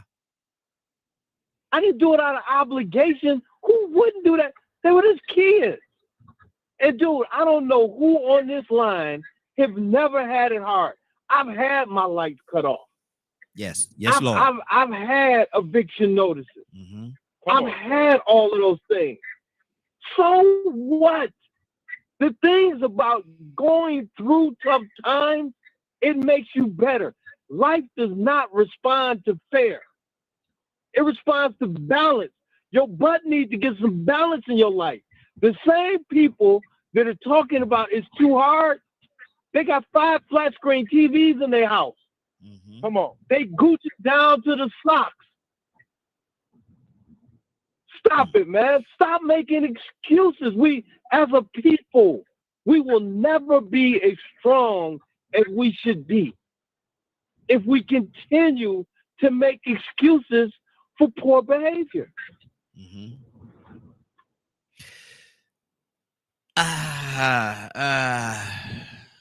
Y'all got me in a spot right now. What? Y'all got me in a spot because I do understand, and I've had conversations with people, and I've had it rough myself. And so it ain't always peaches and cream. And so I will say that a lot of times it does get very difficult. And a person needs somebody to come into their life, man, and to help them out and help them through that rough patch.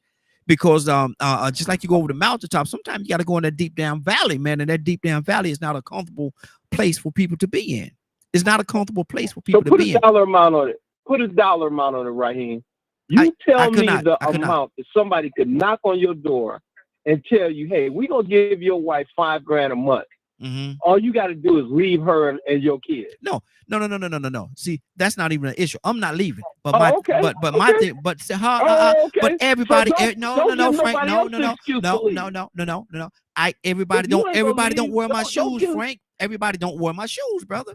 And, I can't say because of the fact that certain things I don't eat, and I'm not gonna tell people to eat it because I don't eat it. No, everybody's different. Everybody's good, and I'm not saying that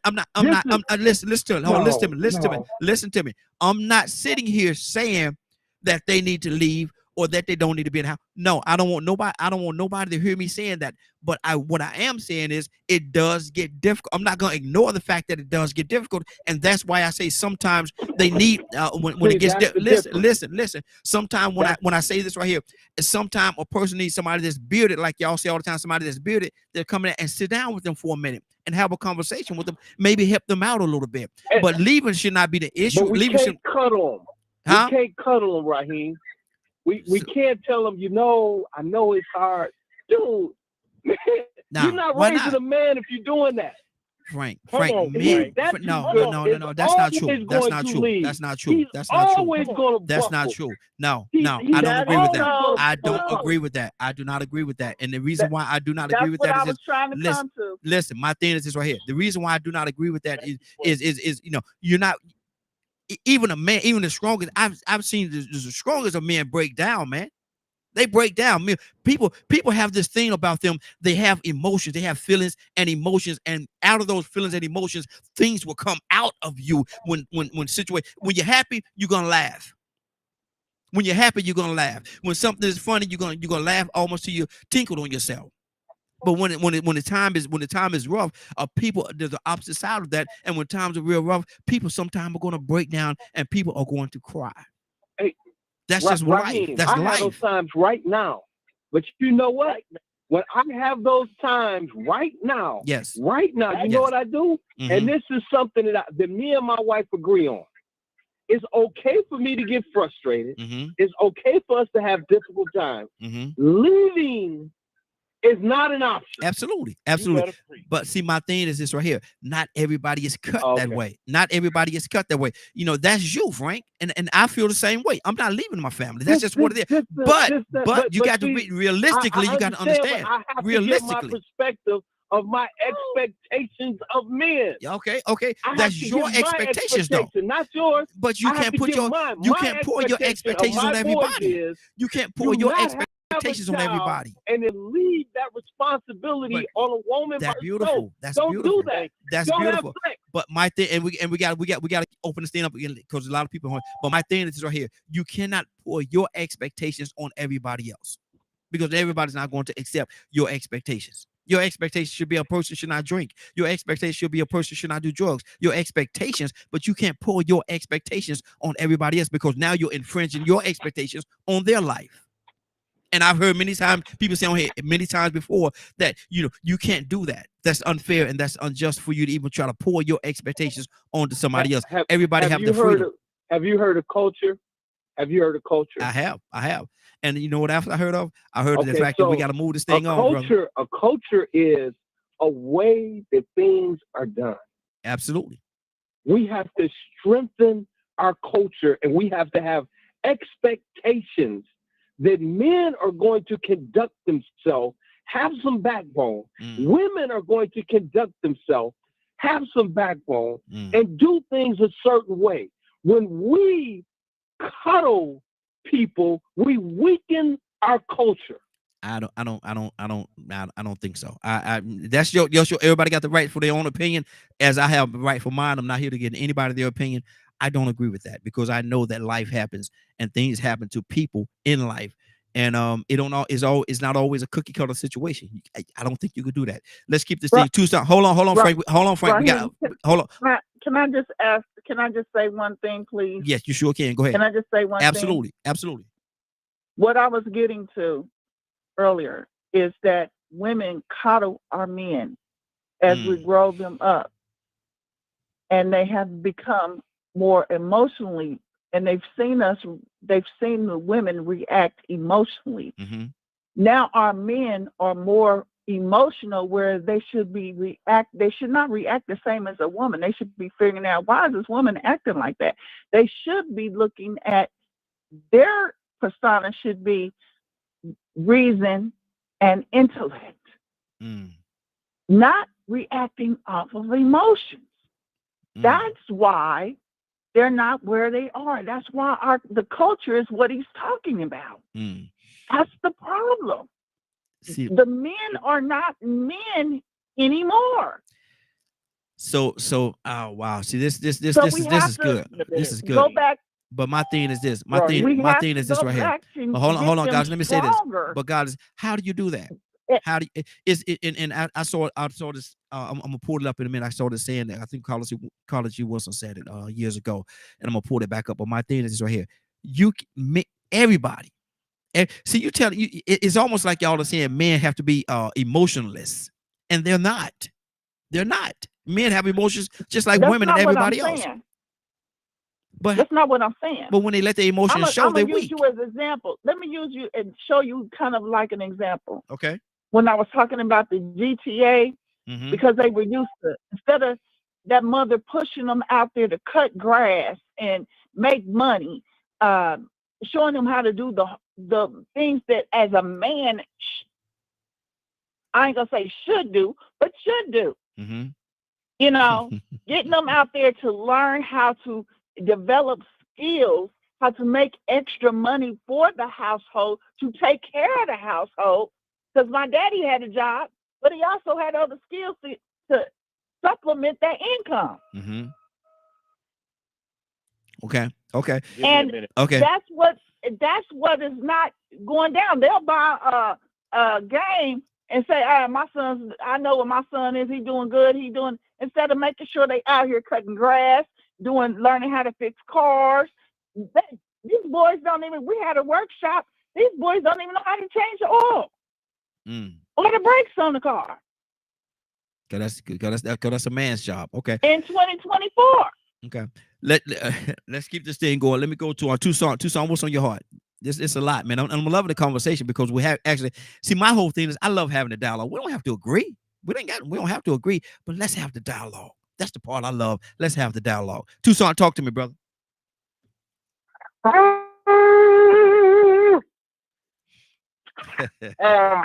Hey, so I was trying to kind of think about how this conversation started, and we talked about Project 24, and it kind of like seemed like it was the Christian way of life. Project 2025. Whatever, 24, 25, 6, 7, 8, 9, 10. Thank you, Leonard. Thank you, man. I'm trying to figure it out. But let me try to deal from the bottom of the deck. Okay, we talked about men in the home, and we talked about family. Put the family back together because it's a good Christian thing to do. Well, what about the women say, I don't need a man? What about the man say, I like Johnny? Come on now. Oh, Lord. And what about the women that say that, well, doggone it, I want to be a man? Or vice versa. Or me and Sally gonna hook up and we gonna have Billy. I can't say it like that because Mama might be on. Be a sperm donor, and we gonna raise the man. So we talking about just getting a man in the home, but there are some homes that don't want a man at all. There are some families. Would you categorize them? Would you categorize them as being broken as well? Well, it's not the. Who cares? See, if a person that is kicking that has their how you call that? He's creating the narrative. He really don't care what your family look like because his main thing is your family don't look like his. Preach. And since your family don't look like his, you out. Because his Christian values, not yours, is the only values that matter. Wow. Okay. And you're not fitting it. And you have, in their mind, have thrived off of our system. And we're gonna shut you down right now. So what do you think it is? So Susan, back to our initial topic. What do you think it is, man? That a man is just piss poor sorry, he just leave, or do you think the system is ain't nothing to do with it? Ain't nobody care nothing about that. Ain't nobody care nothing about that. I am. People been talking about men. People are piss poor and sorry. People are. And the people that are really piss poor and sorry, since you put the word out there, is the ones at the top, not the ones at the bottom. But it's the ones at the bottom that's been affected. It's the ones at the bottom that's been affected, though, and that's my point. It's the ones at the bottom that's been affected, and so that's why it matters. That's why it matters. You were the servant. You don't really matter. You were the uneducated. You were the unlearned. You were ones that we handed you a religion. and you went out on your own and established your religion, and it don't look like mine. Mm-hmm. So we're gonna sit you down. Wow. Wow. See that I'm having a hard time getting people to answer the question that I'm asking though, because all that's What you good. asking? Is it easier? Is it the system set up? Is the system set up in a way that is pushing a man out of the home, or is it just the fact that he just don't want to be in the home? That's the question. He had to be there. Okay, Raheem, Yes. you talking about the system trying to dictate. You can't make a man stay in the home. But Some men leave can, the home. But can he be They're pushed not out? piss poor. Can he They be got a pushed out? crazy woman. Can he be pushed out of the home? That's a whole different conversation. You know, the woman being crazy. No, that's a whole different conversation. No, you can't push me out of nowhere I don't want to be. Mm-hmm. Come on now. You can't. You can't. So what you're saying to me? You can't. You're saying to me, Toussaint, is now listen. What you're saying to me is, if there's a system in place that say that the man cannot be in a home, we will give you all the benefit that you and your children need, but you have to get that man out of the home. And you don't think that some man that say, well, look here, you know, it's rough for me right now. I can't provide the way that I want to provide. So go ahead on and go with that until I get myself back on my feet, and I come back once I get myself. I've seen people tell the stories about situations where they did things like that, and they had to make a conscious decision for the betterment of the family. And I'm not saying that he should listen. I'm not saying he should leave the. I would never say leave the home. I would never do that. I would never do that at all under no circumstances. But everybody's not, just like I said to Frank, not everybody is cut that way. Not everybody's cut that way. Let me go to Cassandra. Cassandra, what's on your heart? Talk to me. You're real low, Cassandra. Your volume is real low. I'm sorry. That sounds like an excuse to me. What's that? Come on. So, and we don't want to give. We don't want to give. We don't want to give people excuses for leaving. I don't care what they are saying.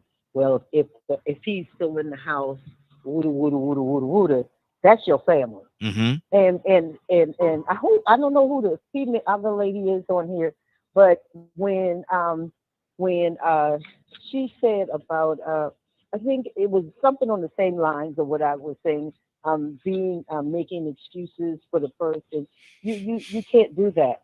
And a lot of them aren't even in the home. So how do you put somebody out of the home when they ain't even in the first place?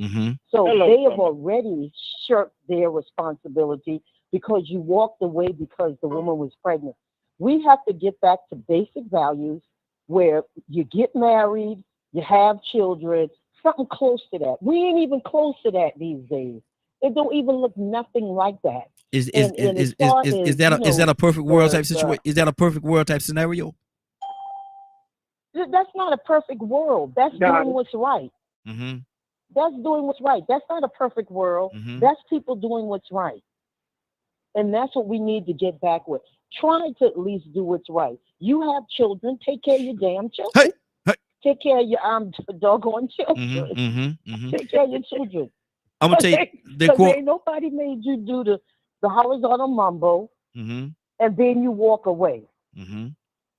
But and see, these women, I'm so sick of young women, just giving themselves. Stop giving yourself to people that ain't even worthy of your time and ain't gonna stick around once they get what they want. And then you there with a baby, and he went to the next one.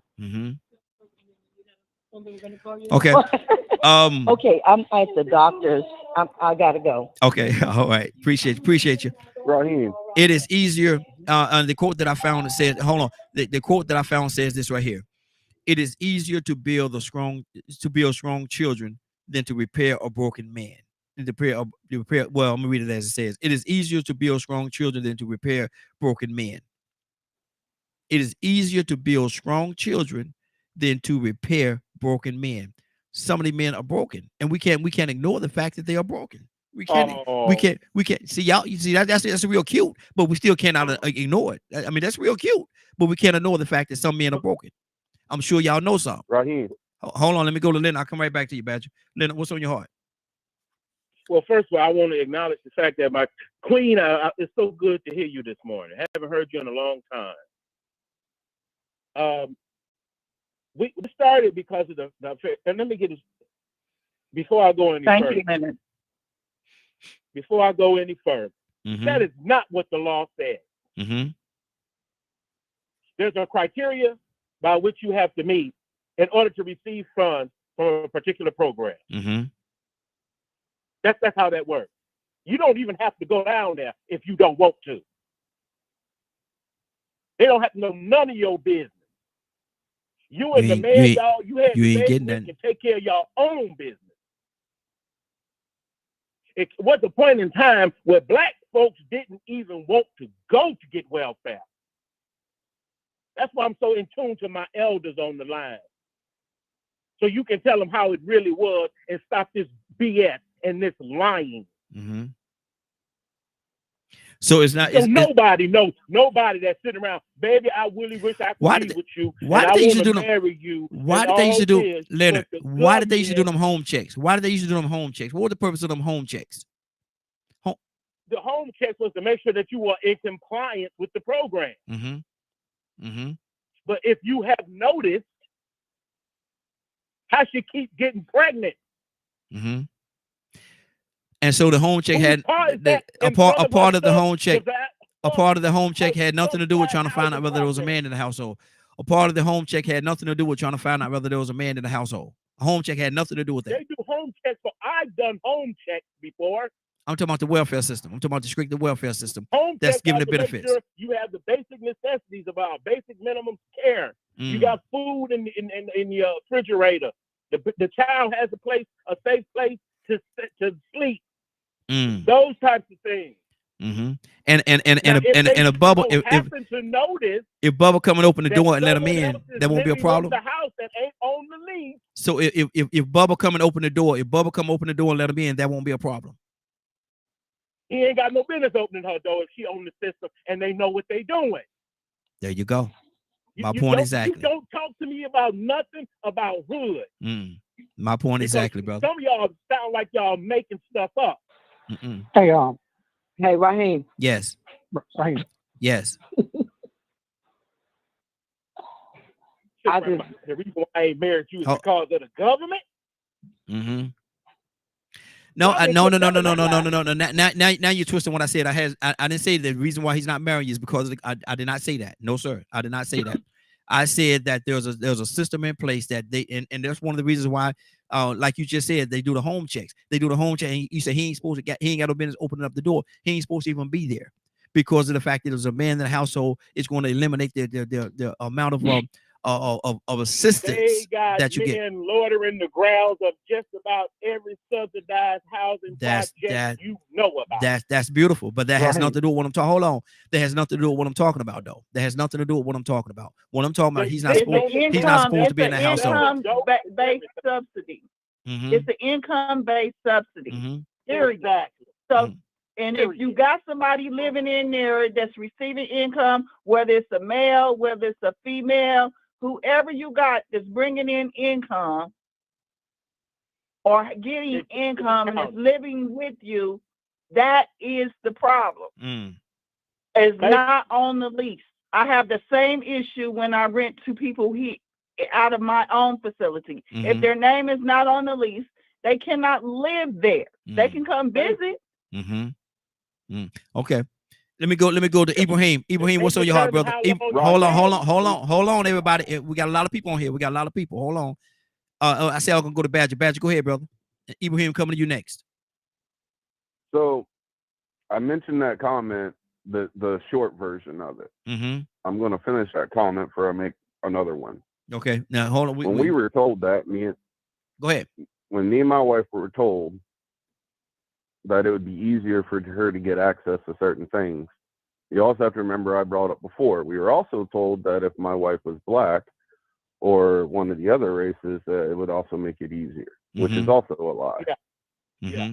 So my wife and me sat down and discussed this because, as many of y'all know, my spine is shot. Guess what my wife's response was to it? What's that? No. Mm-hmm. Mm-hmm. I sat there and shoot, I know Leonard can vouch for this too. I sat there crying to him, trying to figure out how to find a way to get my wife insurance because of the way the Texas Medicaid system is set up. Because my disability checked me in too much. And it took what, Leonard, I've known you for what, almost going on 5 years now? Almost, yeah. And then I finally called you happy as all get out because we found one person in the insurance field that knew how to work the system and got my wife on insurance. Thank you. Mm-hmm. Okay. But it took 5 years of fighting, of me having to watch my wife be sick. And no matter what, she always said, no, we will get through this together. Okay. And through the grace of God, An answer was provided. That's good. That's good. But many see, people had the opportunity. So there was a comment made, I can't remember who said it, about men being too emotional. Mm-hmm. I find that absolutely dehumiliating. If you want us to go back to the patriarchal society that we have worked so hard to overcome, I am flabbergasted. I would rather the men that I speak with actually know what emotions they're feeling and have the ability to work through it so they can be the best person that they can be, not create another generation of stuck up, they're either stuck up, egocentric, prideful, or they're so sensitive they don't even know how to process what they're doing. Our society is jacked up, and it's took a lot of work for a lot of men to learn how to feel, to learn that it's okay to cry, okay to be happy, okay to be sad, and all these things. Just because a male is emotional doesn't mean that they're weak. In my opinion, a man that can show their emotions and accept that that is part of them being a human being and able to work through it and provide in that whole process is a lot stronger than those that run from theirs. Mm-hmm. Wow. So Raheem, Yes, sir. let me defend that young lady's statement. When she said that there was there's a time for everything. My son just graduated, and today was actually his first day of college. I just dropped him off, and we had a huge dinner for him. And I was praying for him in my backyard with hundreds of people. Mm-hmm. And I'm just praying and crying because I'm speaking things into his life. I don't care who's there. I'm having a wonderful time with the Lord and with my son. Mm-hmm. But there's times when someone approaches my house or someone approaches my family, or we get some bad news where my family looks at me for strength. And in that moment, I cannot fall apart. If somebody walks up to me and my family and we're out and they start hollering and screaming and I just break out crying, my kids are going to look at me like, Dad, what is going on with you? You can't control your emotions all the time, but there's times where you better control your emotions if you're a man. Mm-hmm. So I want to say this, and this is something else that she said that was so powerful. I think people missed it. I had this conversation with my boys because they're very close to their mom. And at breakfast, I told them, I said, it's wonderful for you to love your mother. I expect you to do that. I expect for you to be her protector to a point if I'm not around. I said, but don't you look to her as the way a man should move. When you want to see how a man should move, you look at me. when you I'm saying, all right, come on, we're gonna go ahead and cut the grass. My wife says, "Oh, it's too hot out there. I wish you would slow down." Mm-hmm. Right, we about to get this done. Yes. Mm-hmm. You know, and they need to. She can't teach them to be a man. Mm-hmm.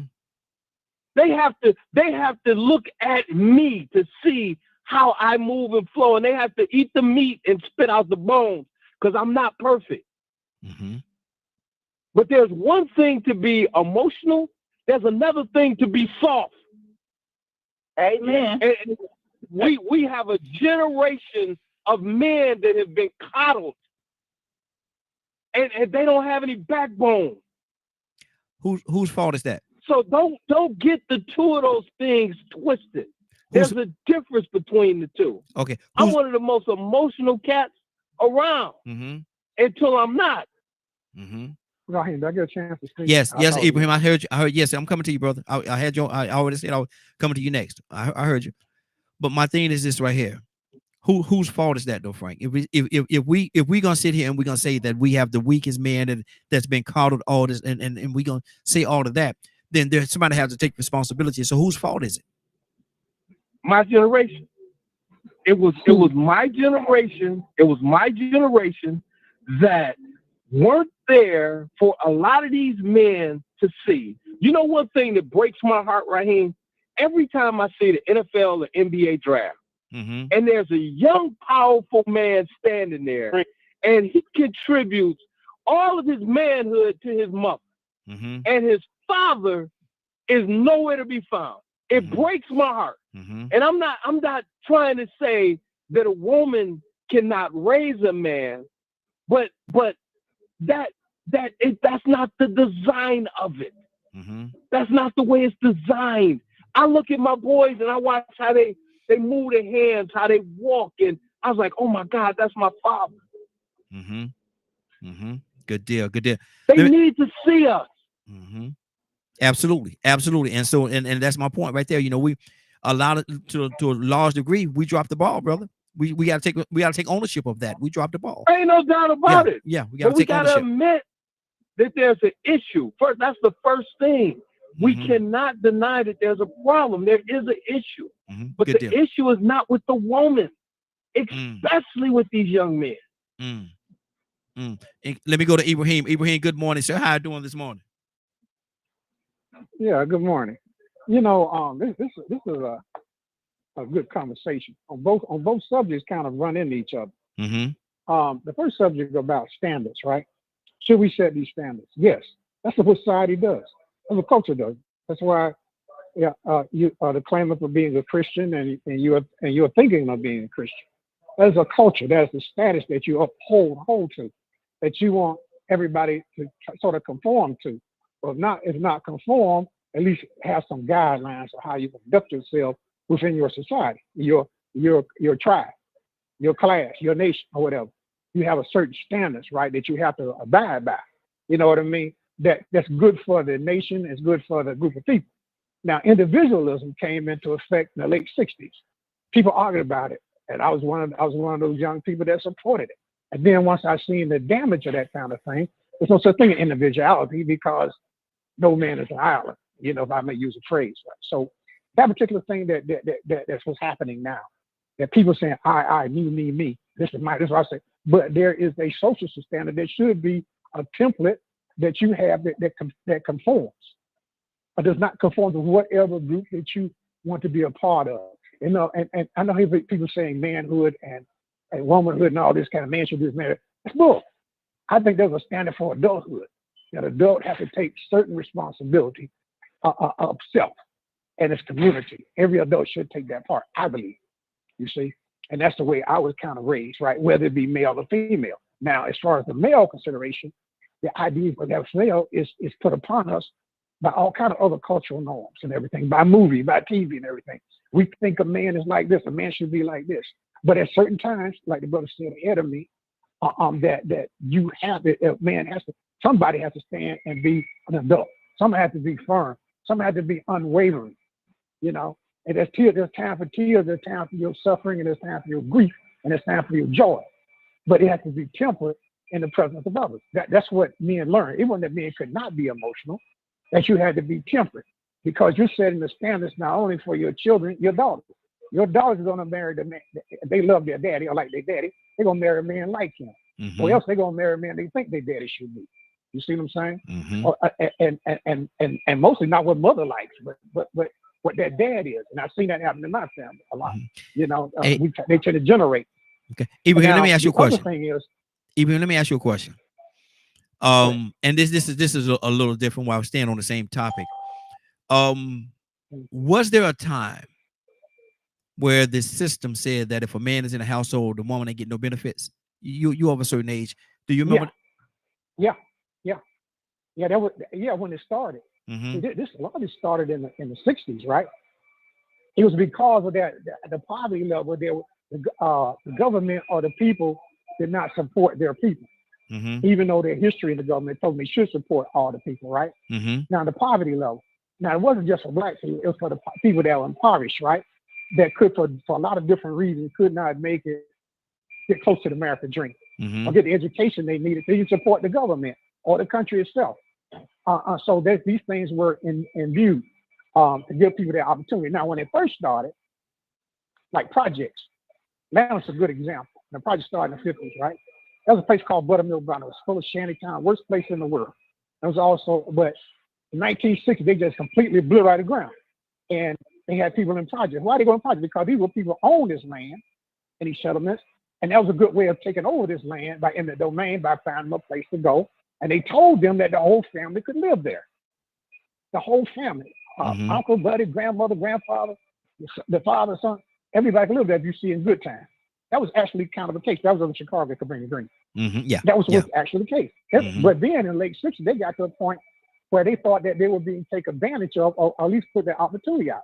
They got to go.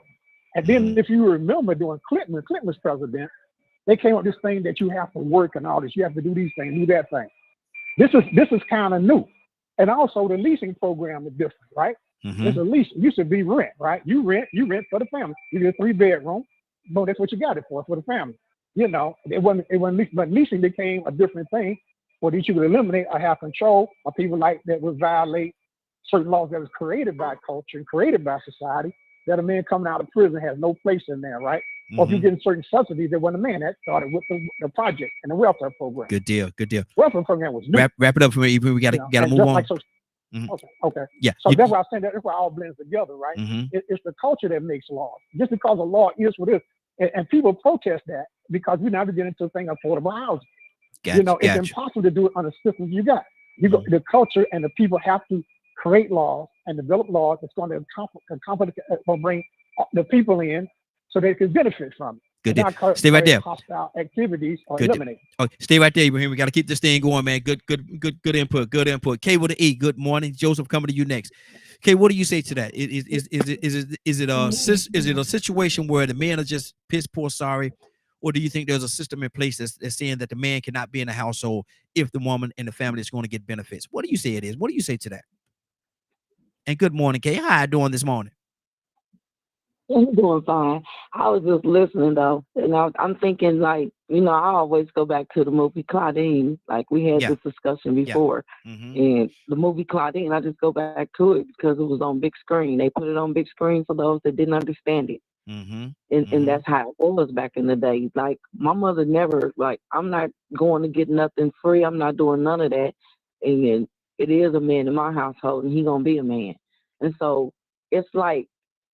It's like interfering with a man being a man because those wasn't his children. She was dating the garbage truck guy, but he was helping her. So when the people came, she had to hide her TV because she shouldn't have nothing because she was on she was living off of welfare, so she had no business with no TV. So she didn't have to hide the man; she had to hide what he bought her. Not only so he didn't have to be there. Days he was there, she had to hide him. Like you couldn't even have a relationship. You couldn't do nothing. It didn't matter if that was the kid's father or not. And so now times have changed. Big time. Times have changed. Literally. The father can be in the home. The father can be on the food stamp card. The father could be on your case. Your boyfriend could be on your case. Times have really changed. literally. Okay, that's good. So it ain't like that no more. So Mhm. for men to be poor and pissed like they are, maybe it's because the system should go back to checking. Mhm. Wow. Like, I don't mind you having a TV, but go back and you got a man in the household, then you should be doing better Mhm. because there's a man in your household. Not Mhm. take your things from you. You should do better. You should need less. If you have a Mhm. man in your household, you should need less. Mhm. Wow. Wow. And that's Joseph. what I really think, because it's a lot of men out here that don't go to work. Mhm. They live off the system. I Exactly. know a man, he ain't got no kids. He get $200 worth of food stamps. He don't got Mm. no utilities, nothing to do. Mm. Wow. They was giving me $20. I got a big house. Mhm. Wow. Wow. Joseph, talk to So me, brother. I know what the system's doing. Mhm. Exactly. Exactly. Joseph, what do you say to this, brother? Good morning. How you doing this morning? Good morning, sir, and good morning, family. Morning, Hey. Growth family. Y'all fired up this morning. Yes, sir. Yes, sir. It's Monday morning. We started this week off right. We started off right. But what do you say to that? What do you say to that, brother? Is which one do you think is more of the system not wanting to provide because there's a man in the household, or is the system itself pushing a man out of the household?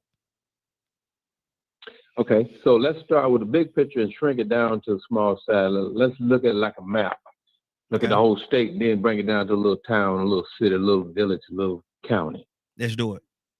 The manifest destiny of this country, and it was only 13 colonies, and they felt they need to control all that land out west, and so that they can be strong enough to keep everybody else out, to keep all the other Europeans out. So manifest destiny allowed them to go from the eastern seaboard all the way to the Pacific Ocean. So now they got the United States. They got a whole big country.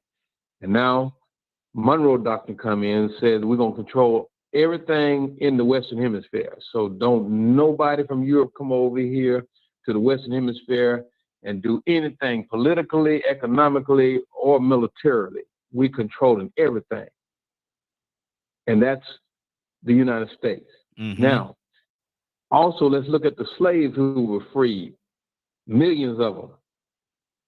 Today, there's about 40 million descendants of slaves in the United States of America. How do we control them? Because we're controlling everything else. We control the Western Hemisphere. Don't nobody come over here. You remember when Nikita Khrushchev brought those missiles to Cuba, and John F. Kennedy said, we're gonna blast everything over there if you don't get those missiles out. Yep. That was Monroe Doctrine. James Monroe, the same one that started Liberia, of which the capital is Monrovia, named after him, where he wanted to send all black folks back to Africa. That was one of the plans to control us, get us all to go back to Africa. But now, how do you control these 40 million black folks in the United States? Every time we fill out an application, we put all the information down so they can watch and observe and monitor our movement. So if you get welfare, okay, you got to fill out the application. Got a Social Security number? All right, we're going to follow that Social Security number. We're going to find out where all y'all doing, where all y'all at. We will make sure that you don't rise up to a place of self-determination. Yeah. You're not going to be able to determine your own destiny. Everything going to be done within this system. Now, we're talking about the system and the symptoms of this system. Yeah, it hurt men, and yeah, it hurt black families. Yeah, it's designed to do so. We ain't controlling it. We didn't make the laws. We're not making the rules to help ourselves. If I was in charge, hey, we wouldn't have that many black folks in prison. I guarantee you that. Yeah. I'd find another way. I'd find another way to use that energy. But no, we got to be contained. That's why you got millions of black folks in the prison, disproportionately black. Yeah. Yeah. So it's a system to control, to make sure we continue to fight over the symptoms of it. Don't look at the whole system. Don't understand structural racism, because if you do, then you're playing chess. I'm gonna leave it there. Good deal. Toussaint, talk to me, brother.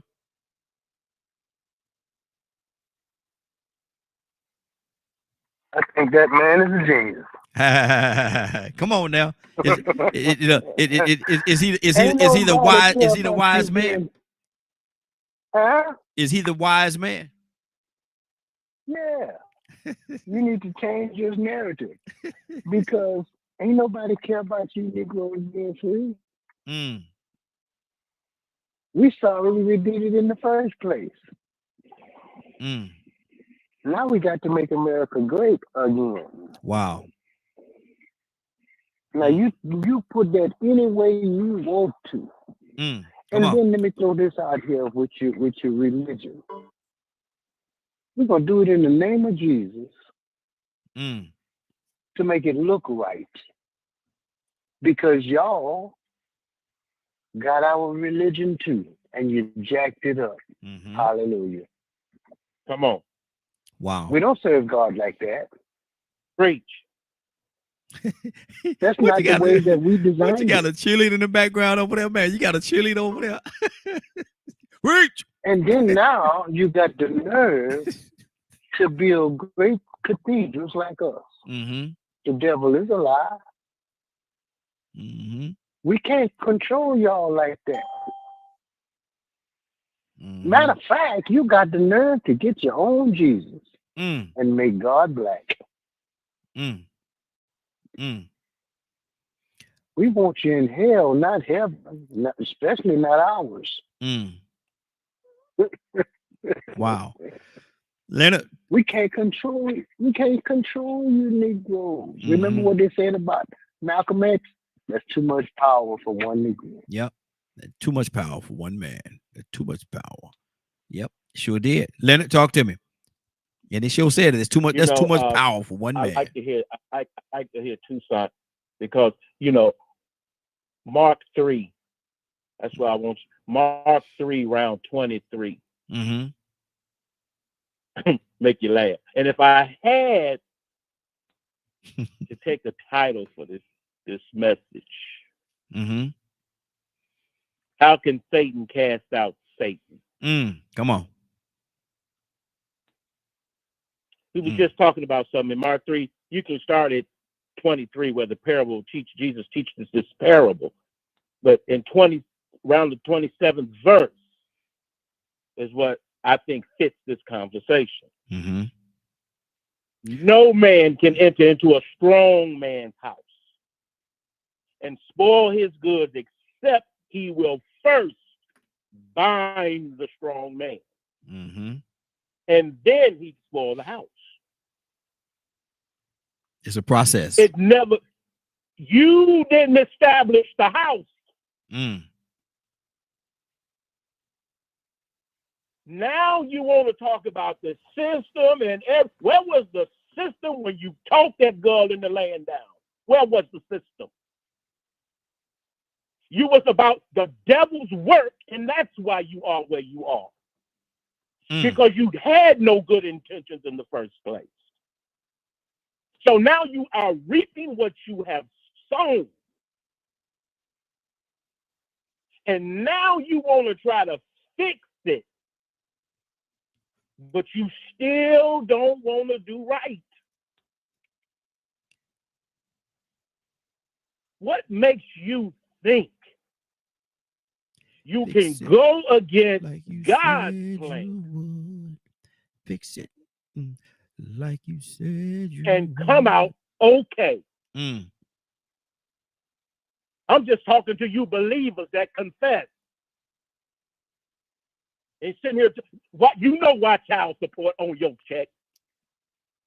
Talking about you ain't even established a house because you down not with just her. You don't got kids with the girl 3 doors down from her. You're spreading yourself too thin, brother, and then making excuses for the mess. Wow. And now you expect Satan to deliver you from this mess. He's not going to do it. Until you change. You cannot expect for your house to be saved. Until you change, you cannot expect a covering. You want to do whatever you want to do and then blame the system. Look at all these. That's why I didn't care nothing about gay marriage. Oh yeah, when it was popular, we can get married. Let's go get married. Ain't together today. Ain't together today with your gay self. Because you're against God. That's why. Let me go to Frank. What you want to do, I know how I feel, and do it until judgment. But you know you'll be standing alone. Good deal. Stay right there, Leonard. Stay right there, Leonard. Frank, talk to me. Right here. Cassandra, coming to you next. Frank, talk to me, brother. Frank, you there? Frank Logan, wait. I am. Can you hear me? I can. Yes, sir. You know, we can't call things something different than what it is. I mean, we can try to make things something different or put labels on it or assume that it's something else, but everything has a definition way before you become it. You know, you just can't say, well, now I feel like this, so that's what I'm going to be. You know, you are what the Creator made you to be. Now, whether you live up to it or not, that's on you.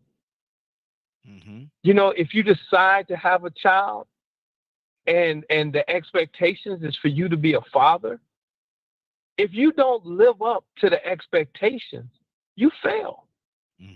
Now, you can come with all of these reasons and excuses and everything else, but it is what it is. It is what it is. And I'm gonna say this. I'm gonna give you some time back. You can't make good copies with bad originals. It's a good deal. Good deal. We're going to keep this thing going. Got just a few more minutes before we get out of here. Let me go to Cassandra. Cassandra, talk to me, sis. Are we making excuses for the men?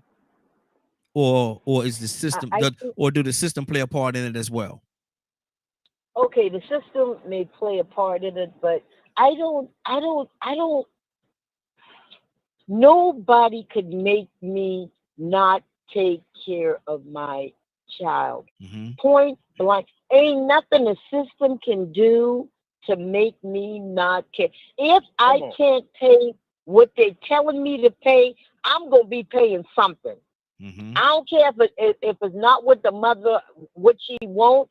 I'm going to be seeing my child and I'm going to be sewing into my child.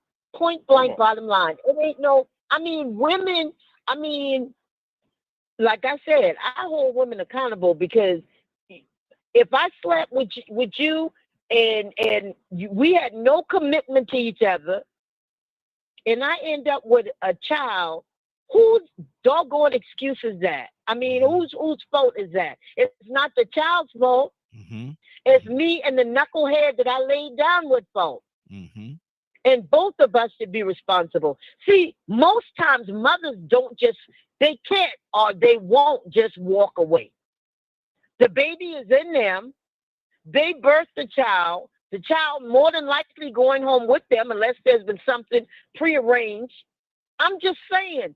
So what does that mean? That means that man has to step up and do what needs to be done. Just do the right thing. That's all. We ain't asking you to do nothing, unusual, anything. Do the right thing, which is take care of what came through your seed. Thank you. I'm just saying. To me, it ain't difficult. If you don't want the heifer because you shouldn't have been with it in the first place, then just step off, but take care of your child and spend time with your child. What is happening with especially our young people today, is that the fathers, in a lot of instances, the fathers are absent, and they're out of control. And you're trying to figure out why because there is no male figure helping to guide them. We need the men. Point blank, bottom line. I don't care what stupid women say. I don't need no man. I take care of my own. Shut up. You might not need one, but your children dang sure need one. Shut up. Wow. Badger, Kurt, coming to you next. Man, I mean, that sums up a lot of things, in my opinion. Accountability. An individual's accountability for the situation that is at hand. I can't tell you how many times my faith was tested over and over again, and I had to fight myself to not lose it. And studying sociology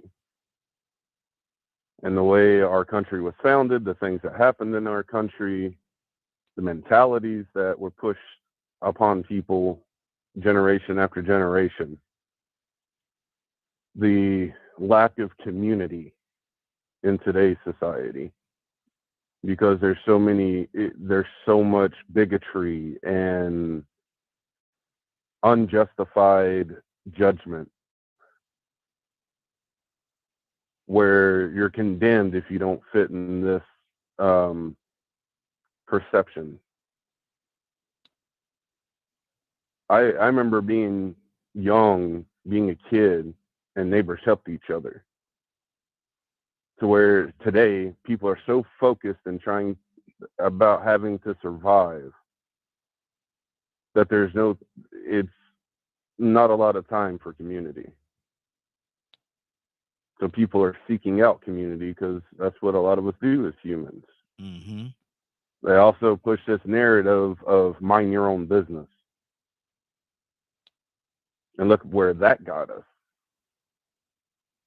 That comment all by itself, mind your own business, that's been pushed on everyone in America, and where it got us and where it's gotten us today.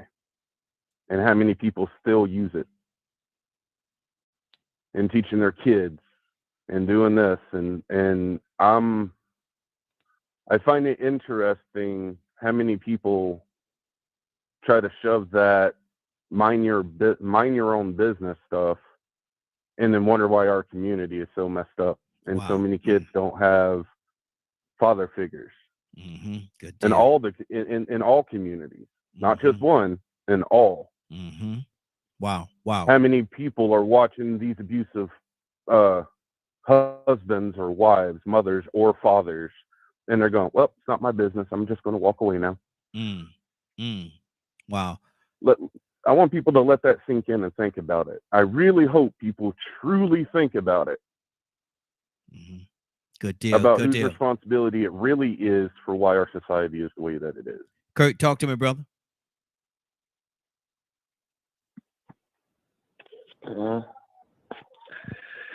I've listened and I've taken in what needs to be taken in. I just would like to pose a question. Piggybacking off of what Cassandra said, what do we think is going to happen, or what do you think will happen when a culture, society, and or set within that culture and society makes one individual or a group of individuals with like characteristics? What happens when that culture and or society makes them feel over an extended period of time that they are not needed, that they mean no earthly good to the culture and society as a whole? What do we think is going to happen? Are we asking these men? Yes, ma'am. Yes, ma'am. 236.5. I'll come back to you, Kurt. What do we think is going to happen?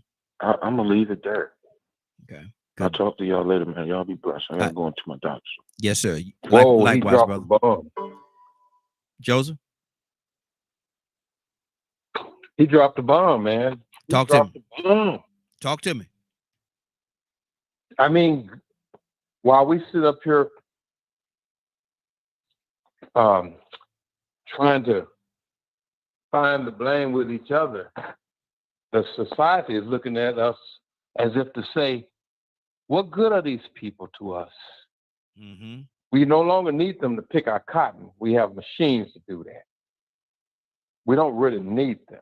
Mm-hmm. Our military is high tech now. We got cluster bombs. We could drop them out of airplane and send them out like little mosquitoes to kill off people that we want to kill.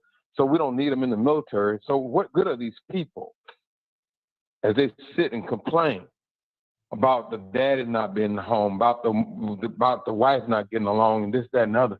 We better wake up and smell the coffee. Mm-hmm. We're not needed in this country. We are a people unto ourselves. We got to care about ourselves. We got to look out for ourselves. We got to talk to each other. You know, we got to talk about raising our kids. Not only raising them, but educating them so that they will be able to deal with a system that is stacked against them. Mm-hmm. And I say it like that because I know I got more time behind me than I got in front of me. Mm-hmm. The hour is late, as Dr. King said. It's midnight. Mm-hmm. And we fiddling around. Should we consider midnight? Should right. we consider, Joseph? Should we consider leaving this country? If we sit down in our conventions the way they used to have conventions, like it's back immediately following slavery, we had the colored convention. Those conventions were for us to come together, sit down, and look at our plight and plot a course, chart a course.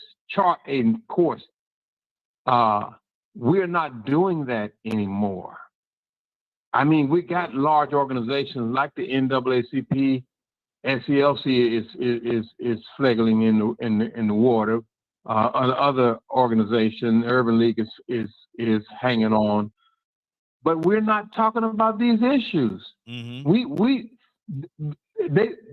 They're willing to elect a 34-count felon to run this country in an arrogant way and to have no empathy, no mercy, no concern for anyone who's vulnerable.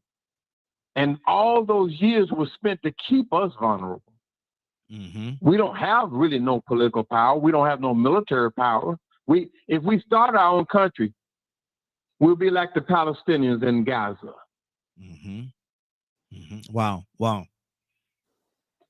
Rico, talk to me.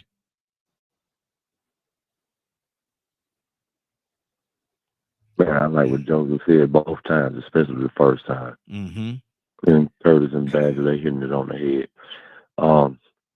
Remember me? I'm Rico. Mm-hmm.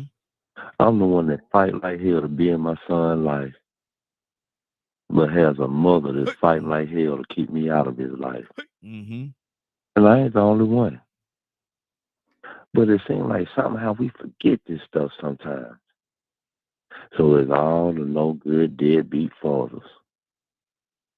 We're not going to remember that sometimes there's mothers out here that manipulate men, deceive them, get pregnant by them, and then let them know. That's all I was trying to do, was just trying to get a baby by you. Because you sitting on the nest egg. Oh, man, you got it. And you ain't the cutest guy. But you got that money. Ooh, you got that money. And really and truly, I don't care if you're in his life or not. So we live in these instances where we really have to face some hard truths and hold everybody accountable for their part that they play in making this dysfunctional system that we function in a success. Mm-hmm. The same system that educates/miseducates our children. This same system Joseph spoke about from the very beginning, the culture that existed in that system. It's fault and accountability to be held on all ends. Yep. On some of the fathers that chose some of these manipulative mothers wrong. Yeah, you still made a bad choice. I made a bad choice. I think about that all the time. Man, I fell for the tricks. I overlooked a lot of red flags and still made some bad decisions. So I guess it's my fault that she don't want me to be in my son's life, even though I fight like hell. Mm-hmm. It's all my fault. Mm-hmm. And a lot of other fathers. You know, man, the truth is gonna be hard to accept. I accept it. I definitely accept the fact that I made certain choices I shouldn't have made. But at the same time, when I go and I evolve and I try to maneuver in that situation that I created, it's supposed to be, well, you get what you deserve. Wow. She don't want you in the child life. It must be something you did. How about she just might be corrupted in the mind? There are corrupt minds on both sides, black, white, women, and men. Exactly.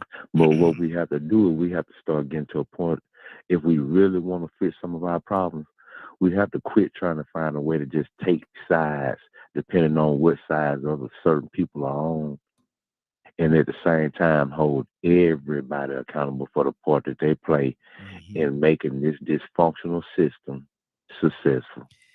And see, that's the part that as the question asker, man, a lot of times, because I have to gauge what's going on and what's being said, and I want to be down the middle. I want to be down the middle and deal with both sides, both elements of it. I want to deal with both elements of it because that's effective. I think that's effective communication right there, where you can deal with everything, the whole ball. You got a ball of wax on the table, deal with it all. Don't just cut what you want to cut off and deal with that and leave the rest of us sitting on the table, because that's a part of it as well. K with the E, talk to me, sis. Listen, I agree with Rico 100%. It's a bunch of crazy women, and they ain't been raised properly. That's it, and that's all. And some of them have been in a home with a mom and a dad.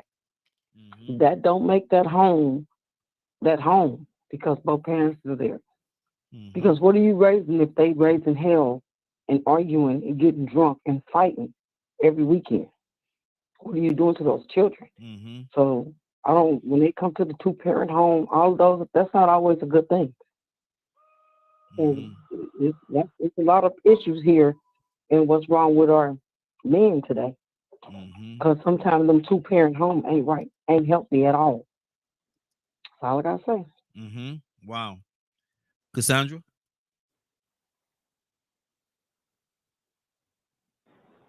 Yeah, I'm not, and I really want to make this clear to men like Rico and a bunch of other men I know. I'm not talking about people that want and got, I almost said something. I'm not talking about men that want relationship with their children and then got an idiot that they have to deal with that won't allow that. To me, that's that is the worst thing a woman could ever do, to keep the child's father away from them. And I say that as my, that's my thing. My father was not in my life. It does something to you. People are like, it ain't no different because I'm a mother and a father. You a liar. You a liar. You may be the best mother on this planet, but you could never be a father. You could never instill in that child what the man can. So we need to stop telling that lie. That's another one. But I applaud men like Rico and other men that fight to have a place in their child's life. And you have, ignorant women that fight that. So I just want to make that clear. And nothing is cookie cutter. Not because a lot of times you could come from a 2-family household, 2-parent household, mother and father in the home, and you still that does not guarantee that you're going to be an upstanding student.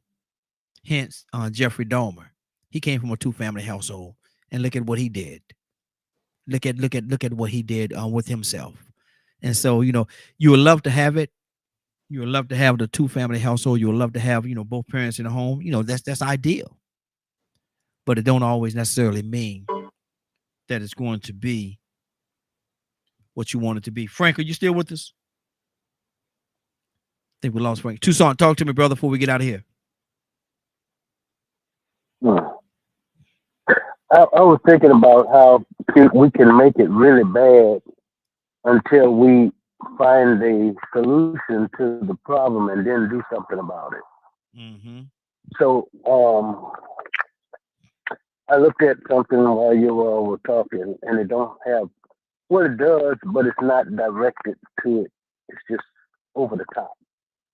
And it says, if I shut up heaven, that there'll be no rain.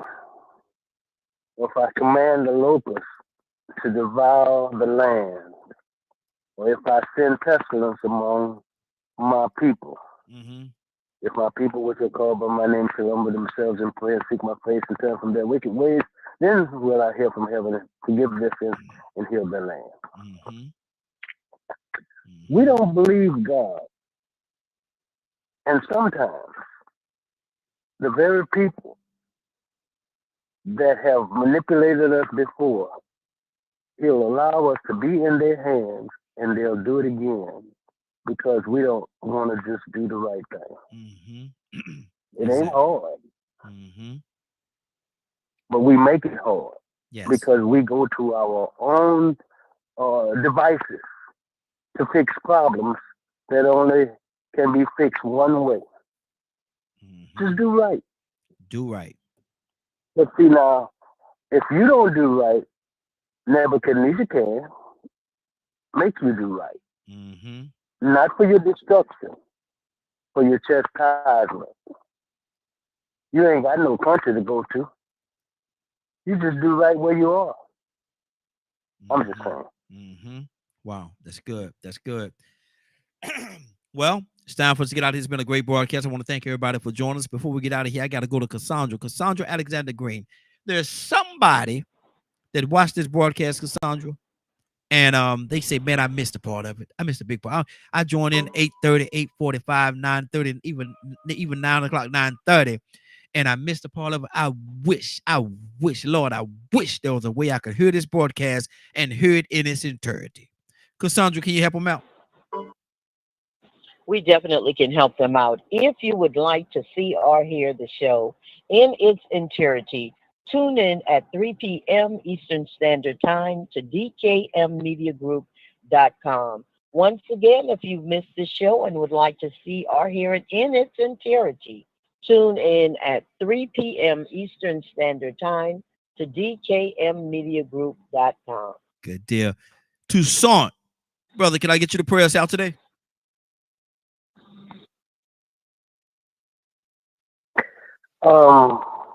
Yeah. Let me do it like this because he taught us, gave us a model. Our Father, which art in heaven, hallowed be thy name. Thy kingdom come, thy will be done on earth as it is in heaven. Give us this day our daily bread. Forgive us our debts as we forgive our debtors. Lead us not into temptation, but deliver us from evil. For thine is the kingdom, the power, and the glory forever. Amen. Amen. It's been a great broadcast. Anybody interested in doing the pledge with me today? Got to do our pledge. We got to do our pledge. Tucson, you can do the pledge with me? Do it. Cassandra, Leonard. Let's see, can we get a K with an E? Let's do this pledge. Y'all repeat after me. I will take this day. I will take this day. And be the best that I can be.